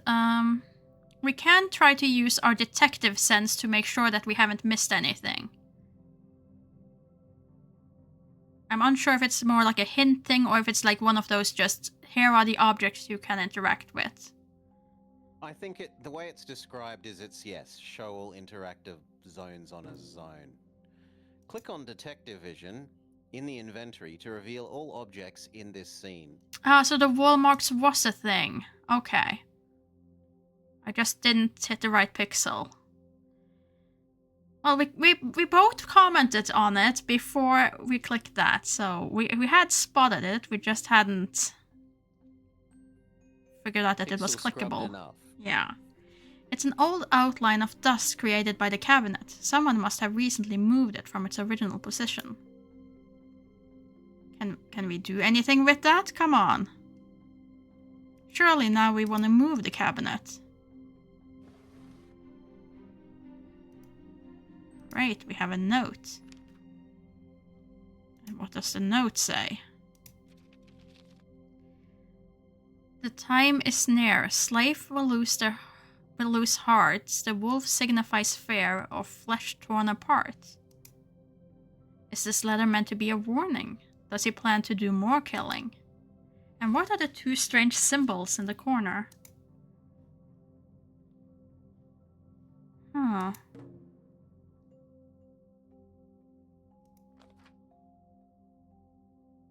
Okay. Well, that at least gives us something.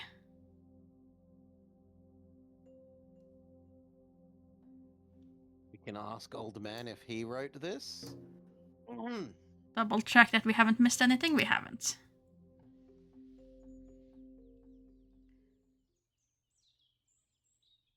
Also, thanks, Randy Braby, for the follow. I missed it for the first 3 minutes there. Let's see. Then the same, maybe we can talk to Her Highness about it, but I think talking to I don't first think she makes more sense. cares. I don't think she cares until we have, anything more concrete. Can we also put our man on the job? No, not click it. Drag it over. No, we cannot do anything with him. If anything, I would think it would be her guards who would have anything to say about it. Yeah. Yeah, I can't see how that would help.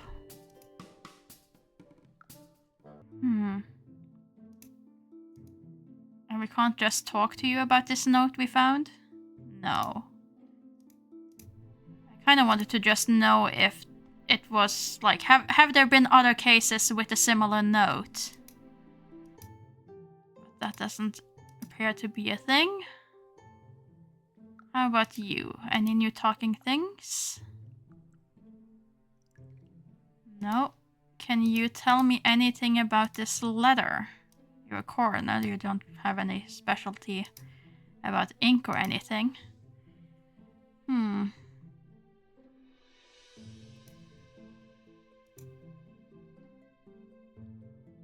Can we try and combine our little fragment of wood with the walking stick?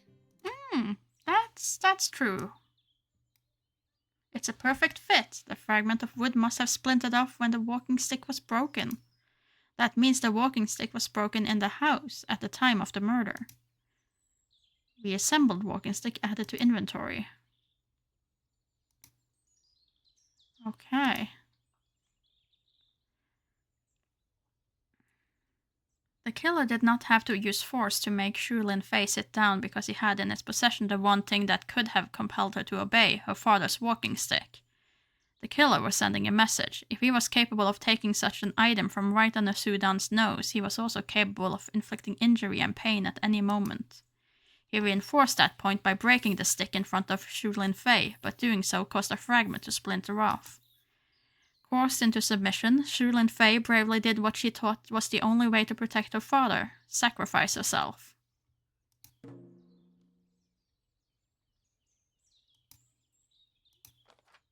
That will surely be a talking point with the dad, though, or is that too harsh? Like, this isn't about your daughter, this is about you. Potentially. Do you have any enemies? No. Can I ask you more about your walking stick? No, can't see how that would help.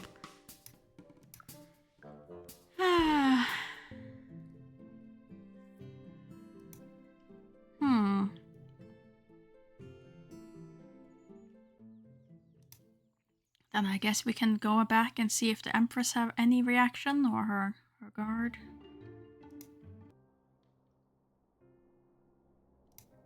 Now that we know even more, do you have anything to say to us? No. If I show you this walking stick, will it do anything? No. If I show you this warning note? No. Do you have any talking points? No, none. If I show you this note? No. If I show you the walking stick? No. Okay.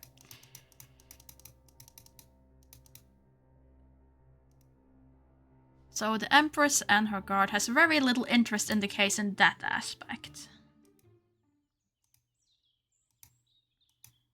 Did I try showing the note to our assistant?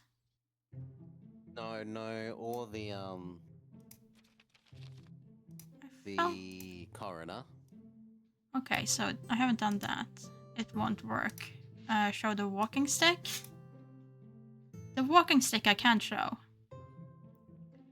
Not sure of its significance, but I thought it strange that this broken walking stick was found near the victim's body. Oh no, sorry, that was you. I'm not sure of its significance, but it is strange that this walking stick was found near the victim's body.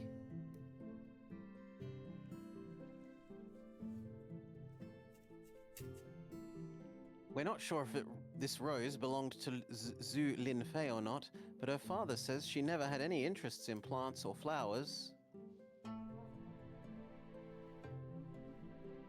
That begs the question, why would the killer leave such a thing behind? Okay, so we show him the two things that he already knew about.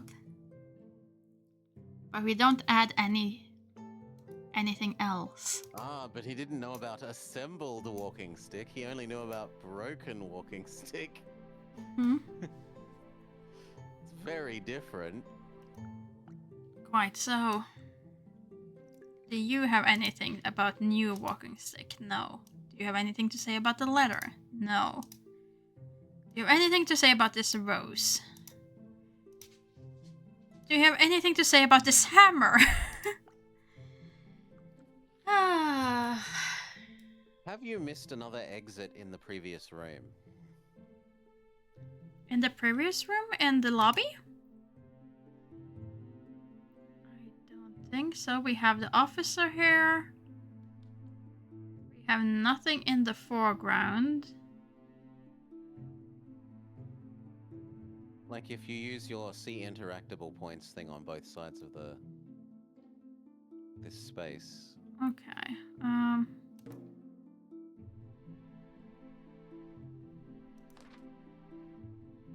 it's just the one guy writing in the background. Maybe he answers about the note though. He is writing. Can't see that would help. That probably won't work, and the person is still not talkable.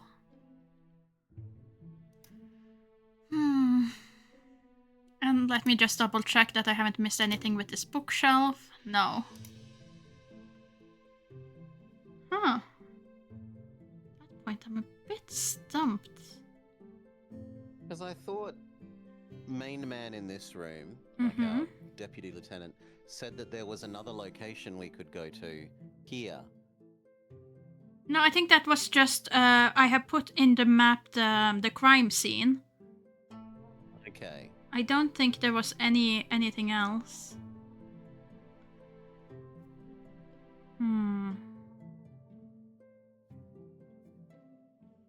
Let's just double check that like there if you was. leave this space, it takes you to the overmap, right?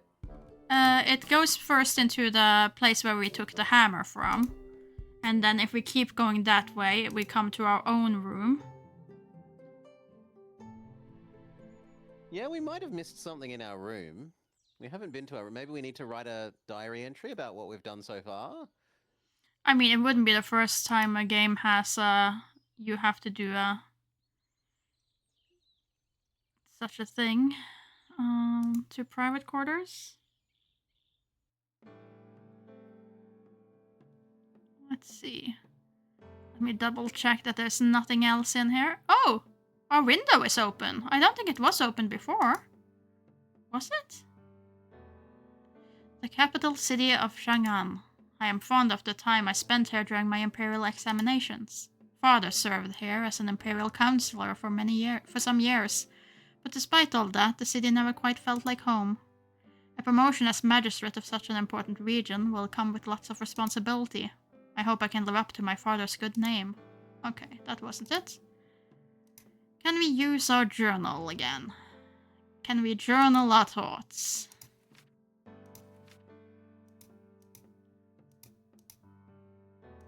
No, I can no longer journal. Did we miss anything else in this room using our C interaction point-o-vision? No, we did the window, we did the horse. Unless there's now something in the travel trunk that he suddenly decides he wants to use.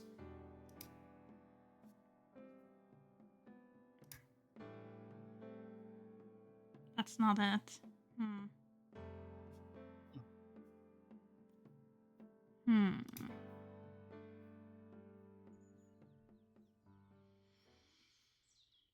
Okay.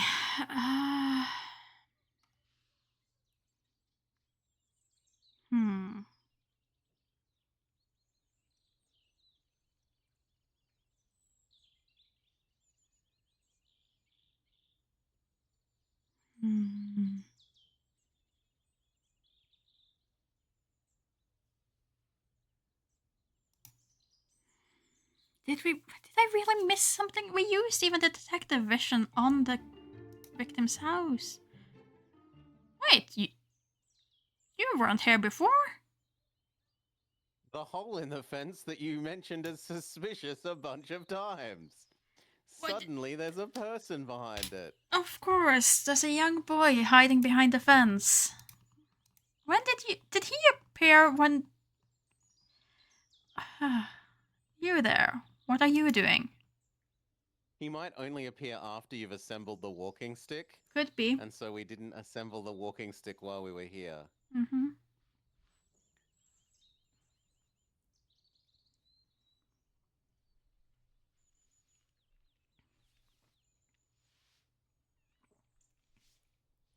Are you giving me the task of voicing young boy? Me, sir? Nothing. I was just passing by. Don't lie to me, boy. You weren't just passing by. Were you spying on me? Do you know anything about what happened here? I don't know anything, sir, I swear. I live just around the corner, over there. I was just playing. Is that so? And what were you playing?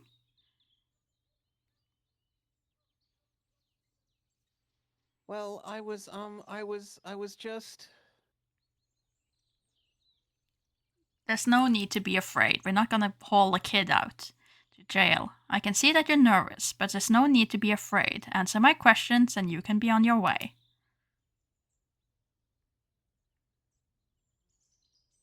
I can't talk to you. I might get in trouble.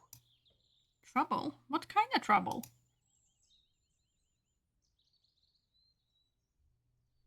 The policeman, he said I'm not allowed to talk to anyone except him.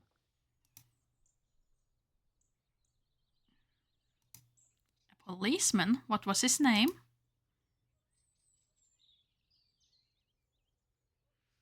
I think his name was Liu or something. I don't remember. But he has my medallion. He said I would lose it for good if I spoke to anyone else. I've already said too much. Liu. Was his name Liu Selin?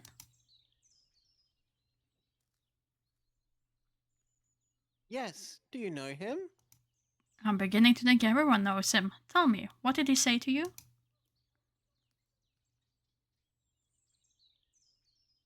I can't tell you or he'll never give me back my medallion. I'm the new policeman in charge now. You have nothing to fear.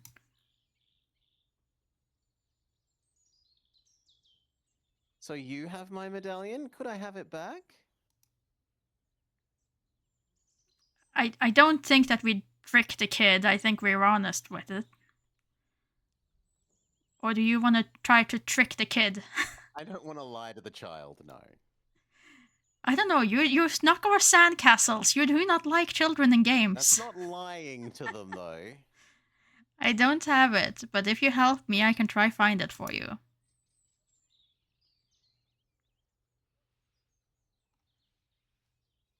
Why would I believe anything you say? Grown-ups just lie. Clever boy. How about we make a deal? If I can find your medallion and return it to you, you will answer all my questions truthfully.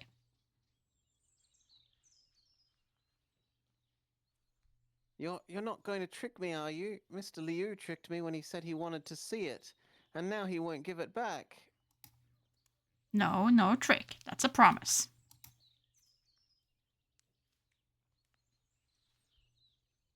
I guess that would be all right. It's a deal then. You wait for me here while I look for your medallion. I'm Dear Renji. What's your name, son? I'm little Timmy. I'm Xiao Bao. All right, Xiao Bao. Can you tell me what the medallion looks like? It's a round silver medallion with a rooster engraved on one side. My father gave it to me. It's been in our family for generations.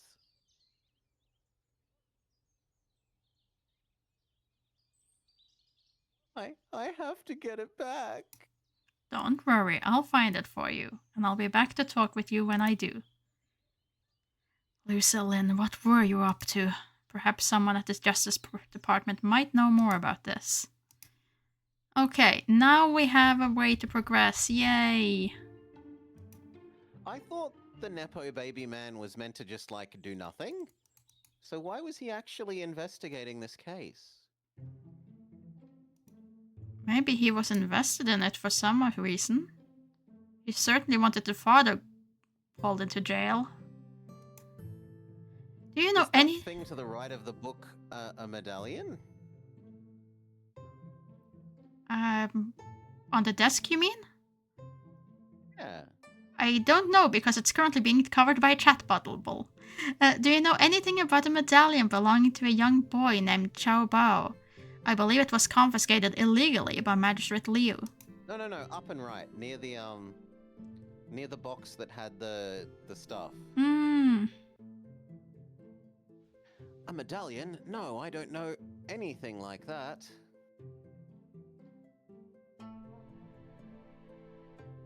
I did hear rumors that Magistrate Liu may have conducted illegal sieges and used personal belongings as leverage for blackmail.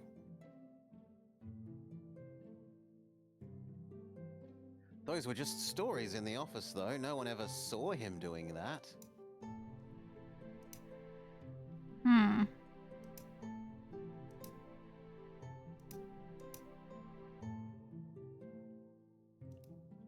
And we still can't talk to you. And no, I don't. I think that's an inkwell. Okay. Because it's I the was same one imagining here. It's a little medallion on a ring. Hmm. Like a medallion on a string, sorry. Yeah. No, it's just since there's 2 of them here, I assume it's ink. Ink with a little feather pen. Do you have anything to Well, say about this medallion? It's not like we can go in our predecessor's office and search for it. Mm-hmm. Do you know anything about the medallion belonging to a young boy named Chao Bao? I believe it was confiscated illegally by Magistrate Liu. How should I know? I'm not privy to any secrets or hidden stashes. Like I said before, the man was a leech, a vile leech. It wouldn't surprise me if all the corruption rumors about him were true. Okay. That didn't give me much. And you still have nothing to say. My thing was like, this person would now kind of be like, oh yeah, hi, now I can talk to you. I just didn't want to say anything because I didn't want to get into trouble. And nothing on the bookshelf has become available. Do you know anything about this kid that hangs around outside your house? No, you know nothing about this.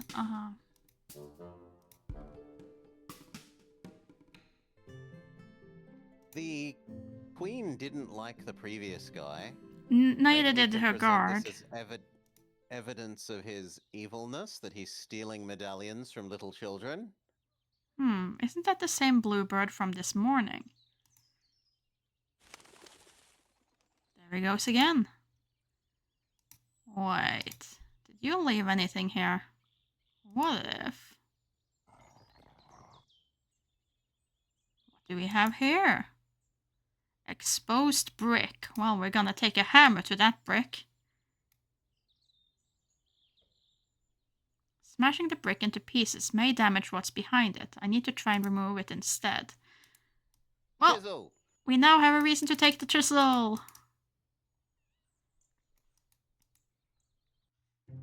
Trying to prevent... Tells us off again. Trying to pretend that we can't pilfer things.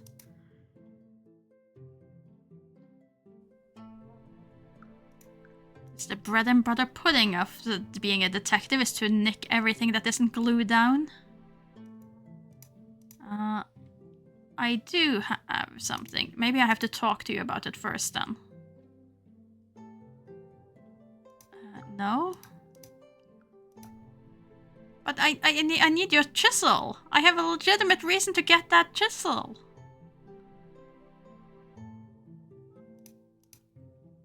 I'll trade you my hammer. Can you use hammer on chisel?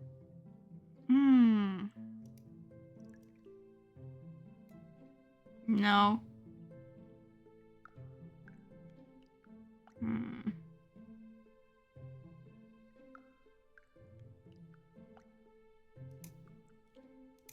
Why can't I just pick this up now?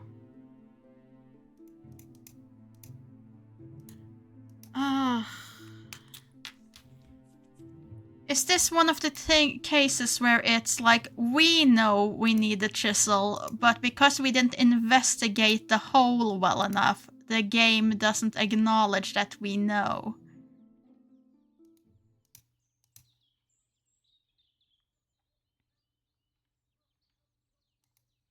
Do we need to look at this first? Looks like someone tampered with the brick in this section of the wall. I can't pull out the brick without loosening it first. Okay.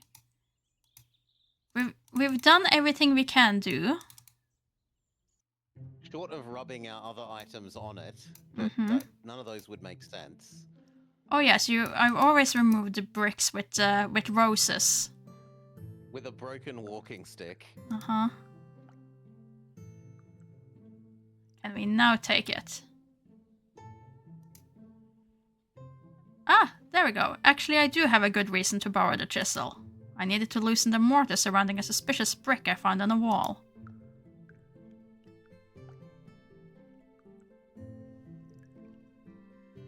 You want to use a medical chisel on the wall to loosen up a suspicious brick?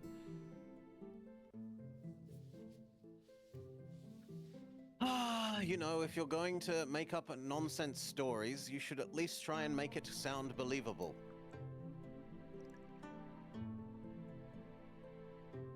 Just take it, I'm too old for this malarkey. Not the malarkey. Okay, so now we have the chisel. I like grumpy old man. Gee, I can't possibly imagine why you would.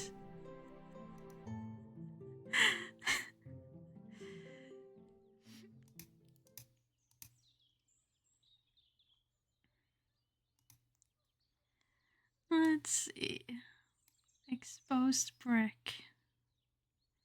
The chisel alone won't do the trick. I need to combine it with the hammering tool. Okay, so combine hammer with chisel first. The hammer and chisel, a tried and true combination. And now we can use both of them.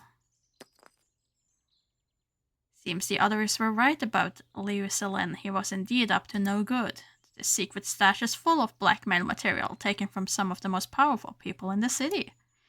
Most of it looks like incriminating evidence of some sort. Liu must have been collecting all this in order to extort his chosen targets. With any luck, yes, there's the medallion. Okay, and surely that medallion will now unlock Oh, this little entire... boy, little Timmy. This will unravel the entire case.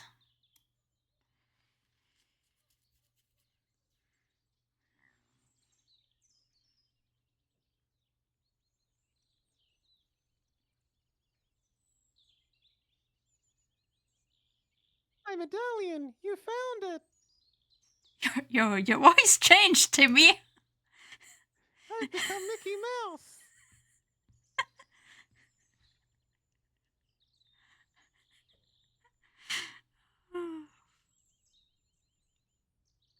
You, Officer D? A promise is a promise. Now, Xiao Bao, can you tell me what Liu Selin wanted from you? Oh god, I've got to do this for so much more dialogue. I shouldn't have done it. Well, after he took my medallion, he told me I have to keep watch on the neighborhood, or he wouldn't give it back.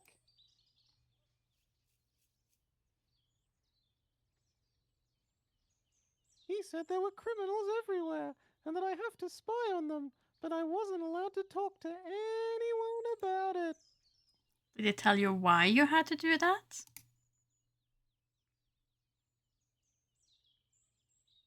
He said he wanted me to help him catch people doing bad things.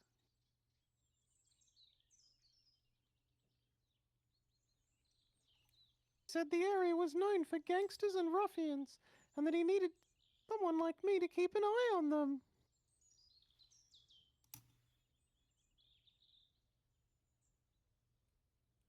He came to see me every week and asked me about what I saw or heard, but he never gave me my medallion back. I see. He was using you as an informant. Did he ask you to spy on Xu Lin Fei?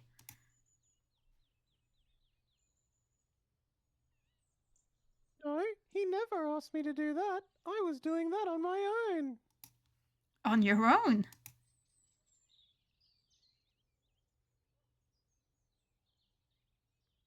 Fei was a friend and I was worried about her. How well did you know her?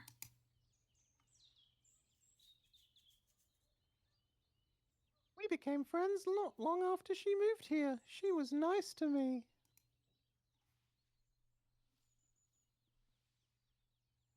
She used to buy me steamed buns from the market, the fresh kind, you know.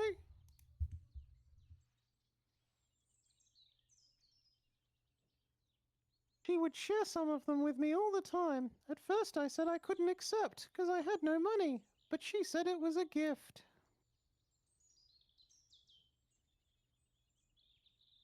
She even liked my little statues. It's a hobby of mine. I carved them out of small pieces of wood. She was the only one who ever liked them.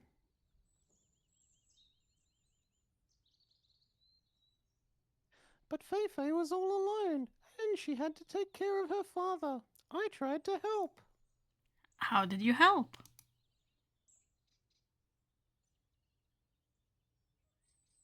I came over all the time to watch over the house. I wanted to protect her and make sure she was safe. So you were here on the night she was killed.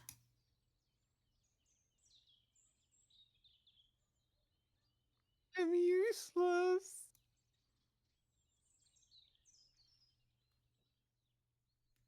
I wanted to guard her from danger, and now she's dead. It's not too late to help your friend. You witnessed something. Now is the time to speak up. About the night of the murder. Tell me what you saw on the night of the murder.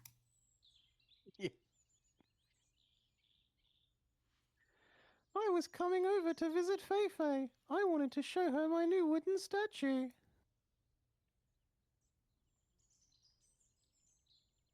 But when I arrived, I saw someone walking out of the house. I was hiding here by the fence, like I always do, but it was too dark and I couldn't see who it was.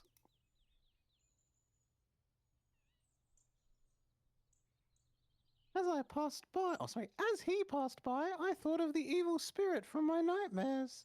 I was too afraid to do anything and I ran away.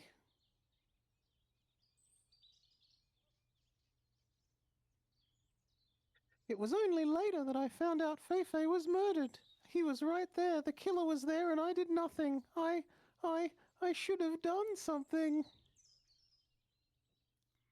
I guess we could at least clear the father, because that wouldn't be a stranger, or we can ask him to describe. Yeah, exonerate old man. Was who done the stranger?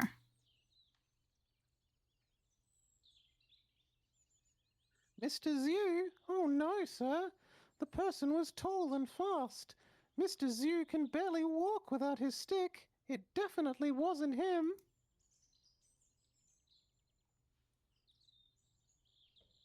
Besides, he loved Feifei. He's been so happy since she came back. He'd never hurt her. Well, can you describe the stranger? We got to choose both.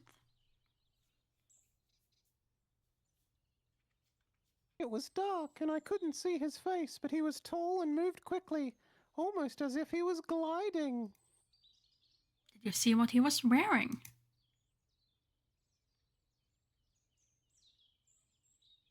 Black all over, some sort of shadow. He didn't even seem to have legs. Don't blame yourself for what happened, Xiaobao. Take solace in the fact that your testimony will help free Shudan. Were you spying on me earlier?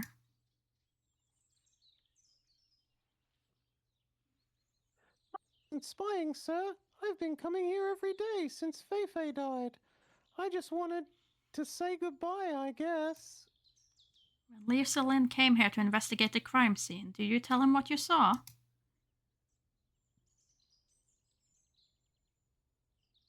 No, sir. I tried to speak to him, but he kept telling me to leave. He said there were too many people around.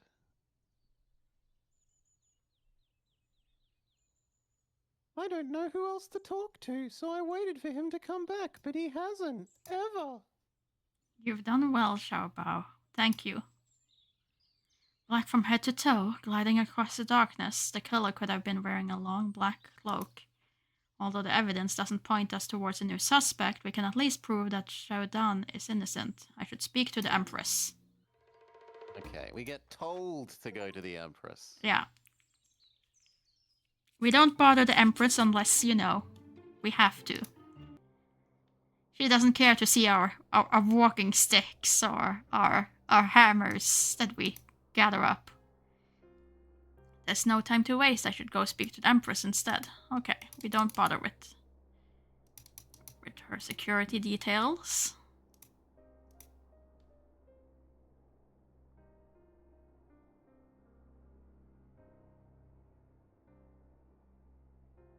Oh, Your Majesty's voice. No, that went Mickey Mouse. You've been You've an expression. No, I can't not do Mickey Mouse. So now it's Queen Liz doing a Mickey Mouse impression. Ah. You've been. That was actually good enough. You've an expression of relief on your face, Magistrate. I expect you to bring good news. Yes, Your Majesty, my investigation has indeed shed new light on the matter of Shu Lin Fei's death.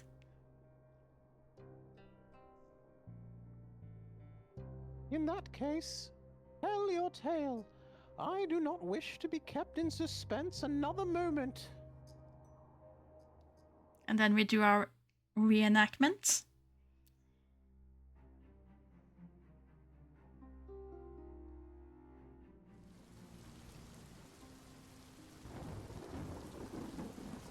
Whoever killed Shu Lin Fei did so with ruthless premeditation. He stalked his prey with patience and purpose.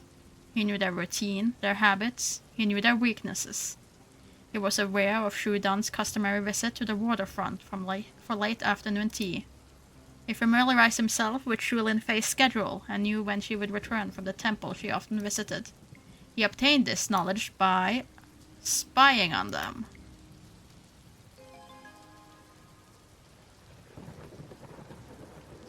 For days, maybe even weeks, the killer followed and observed the zoos. At night, he stood by this very window. Still and silent, he demonstrated an obsessive dedication. In this state, darkness and rain were his allies.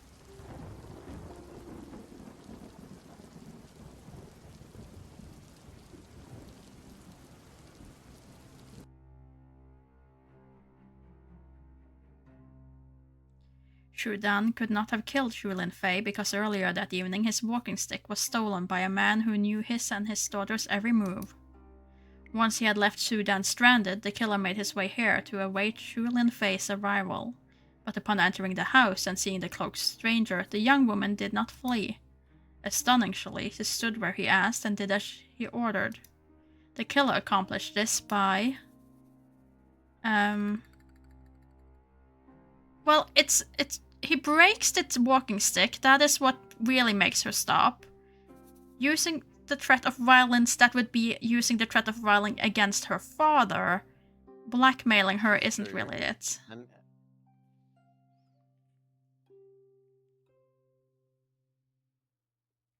So you want number 1 or 2, but not 3? I think I'm leaning more towards 1, since that is like the very clear, it involves the walking stick. Happened? Sure.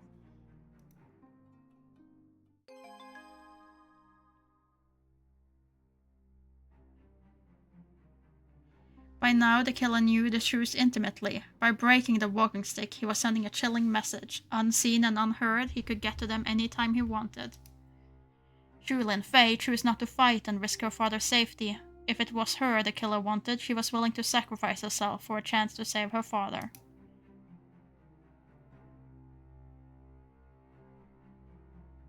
Shu Lin Fei understood the threat, and she willingly sacrificed herself for a chance to save her father.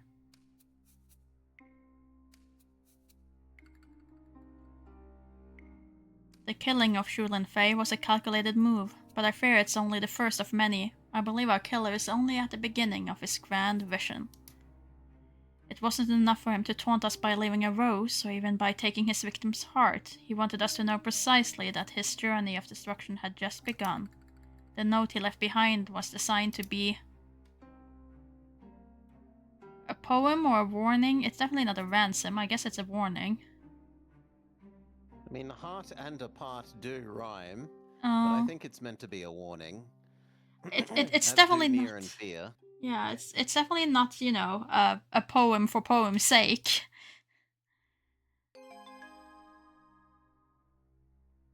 In his note, he speaks of a wolf on the prowl, of slaves losing their hearts. In his mind, for reasons we have yet to understand, Shu Lin Fei was one of these slaves. He is warning us that more victims are to come.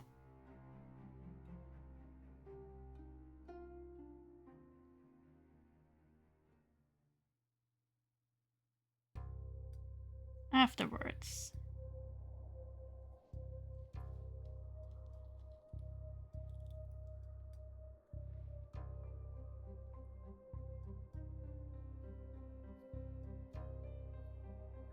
what if... No. If what you're saying is true, Liu Xinfei remained strong and selfless until the end. How many of us would have the courage for such self-sacrifice?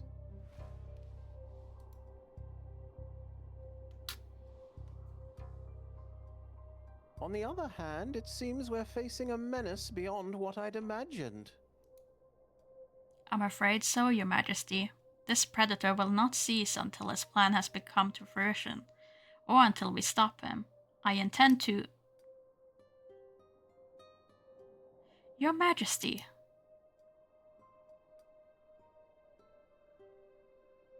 Your Majesty, I have news from a night watchman in Central Quarter.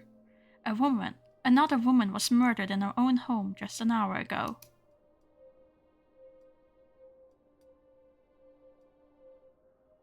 So it's true, a predator is indeed among us. What else have you learned? Not much at the moment, only that she was the newly wedded wife of Lam Haifeng.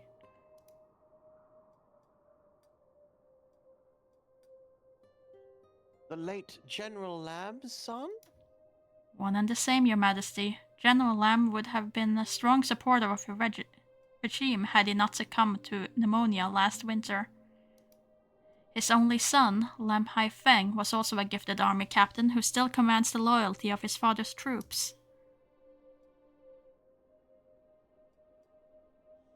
Yes, I recall hearing of his abrupt wedding last month. He retired from his official post and vowed to lead a life as a civilian.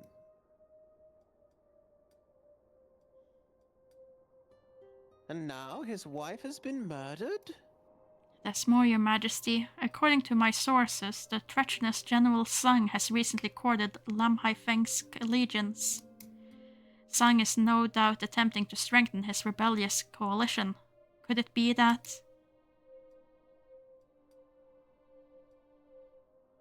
That Xiang is trying to terrorize the young captains into obedience? The thought had crossed my mind.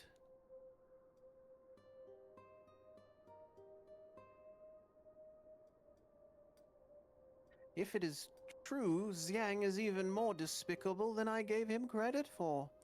Killing innocents is a line he will regret crossing. If I may interject, Your Majesty, I think we should proceed carefully and avoid jumping to conclusions.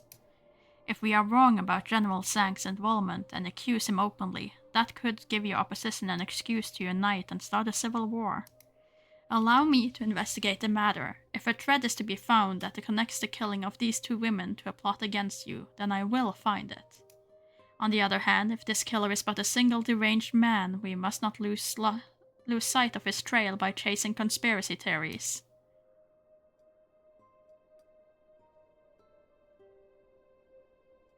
You're right. Sorry.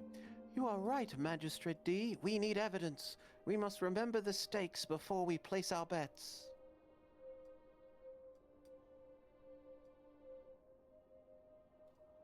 You will go to the Lam residence, investigate what's happened to Lam Hangfei's wife, and report back with whatever ties you find between her, Zhu Linfei, and General Zhang.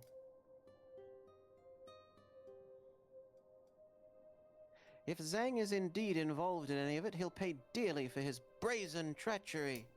Yes, Your Majesty.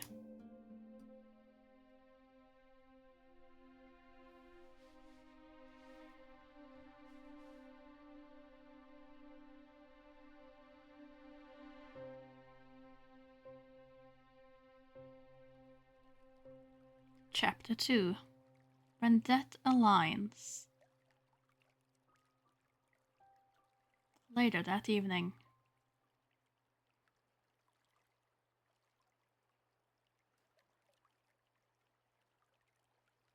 Okay, we finished the case, so first of all, let's save. The autosave have probably done it for us, but nevertheless. Question.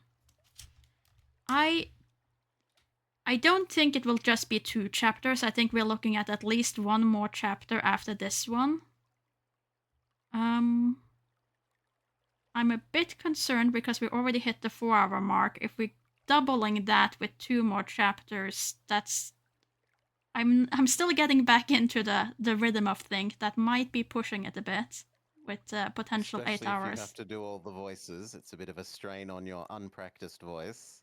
Yeah, it's been quite some time since I've managed to do like 12 hours of voices continuously.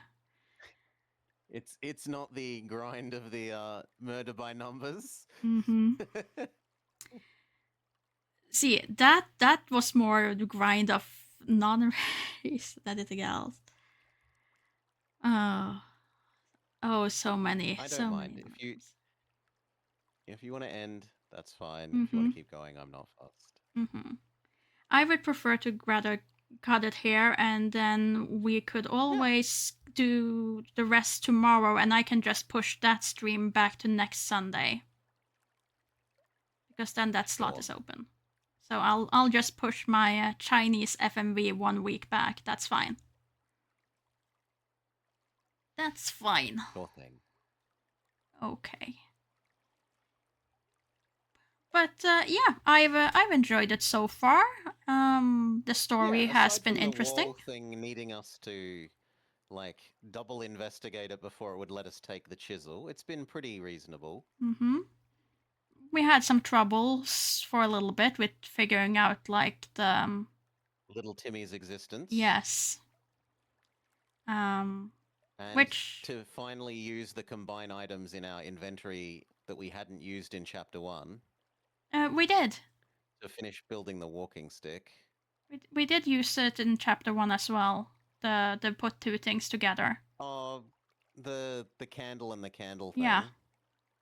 That's about it. Yeah. It wasn't used very much. No, it's been once in the prologue and now twice in chapter 1. So it's very sparingly. It's not like most of these point and click games where, you know, rub everything on everything and pretty much everything has a counterpart to something. But yeah. I'd kind of forgotten about it. I only thought of it because I was rereading the thing that you'd asked me to print screen at the start that was the tutorial, and I reread the like, you can combine items by dragging and dropping them in your inventory. And I thought, maybe the splinter is from the walking stick. No, I didn't even think about that being connected to the walking stick. I assumed it had to be something else. Well, seeing it was under the wooden chair, it made like my first instinct was that it's just from the chair, because they said the chair was tipped over and stuff. But yeah. But yeah, I look forward to where they're going with this. I like the system of you have very clear things that you have to accomplish with this thing. This I like. Like you know exactly how far how along. many steps there are. Yeah. And it gives you a very clear. Okay, now you've done everything. You can go hand in your case. And I like also the little recreation bit. It's not as complex as it was in the ABC Murders or anything, but I do like seeing the little recreation animations of the crimes. I think that's a nice little feature. Yeah. Yeah. We will be back with part 2 of this tomorrow morning. Until then, though, goodbye to everyone who stopped Bye-bye. by, and hopefully we will see you tomorrow.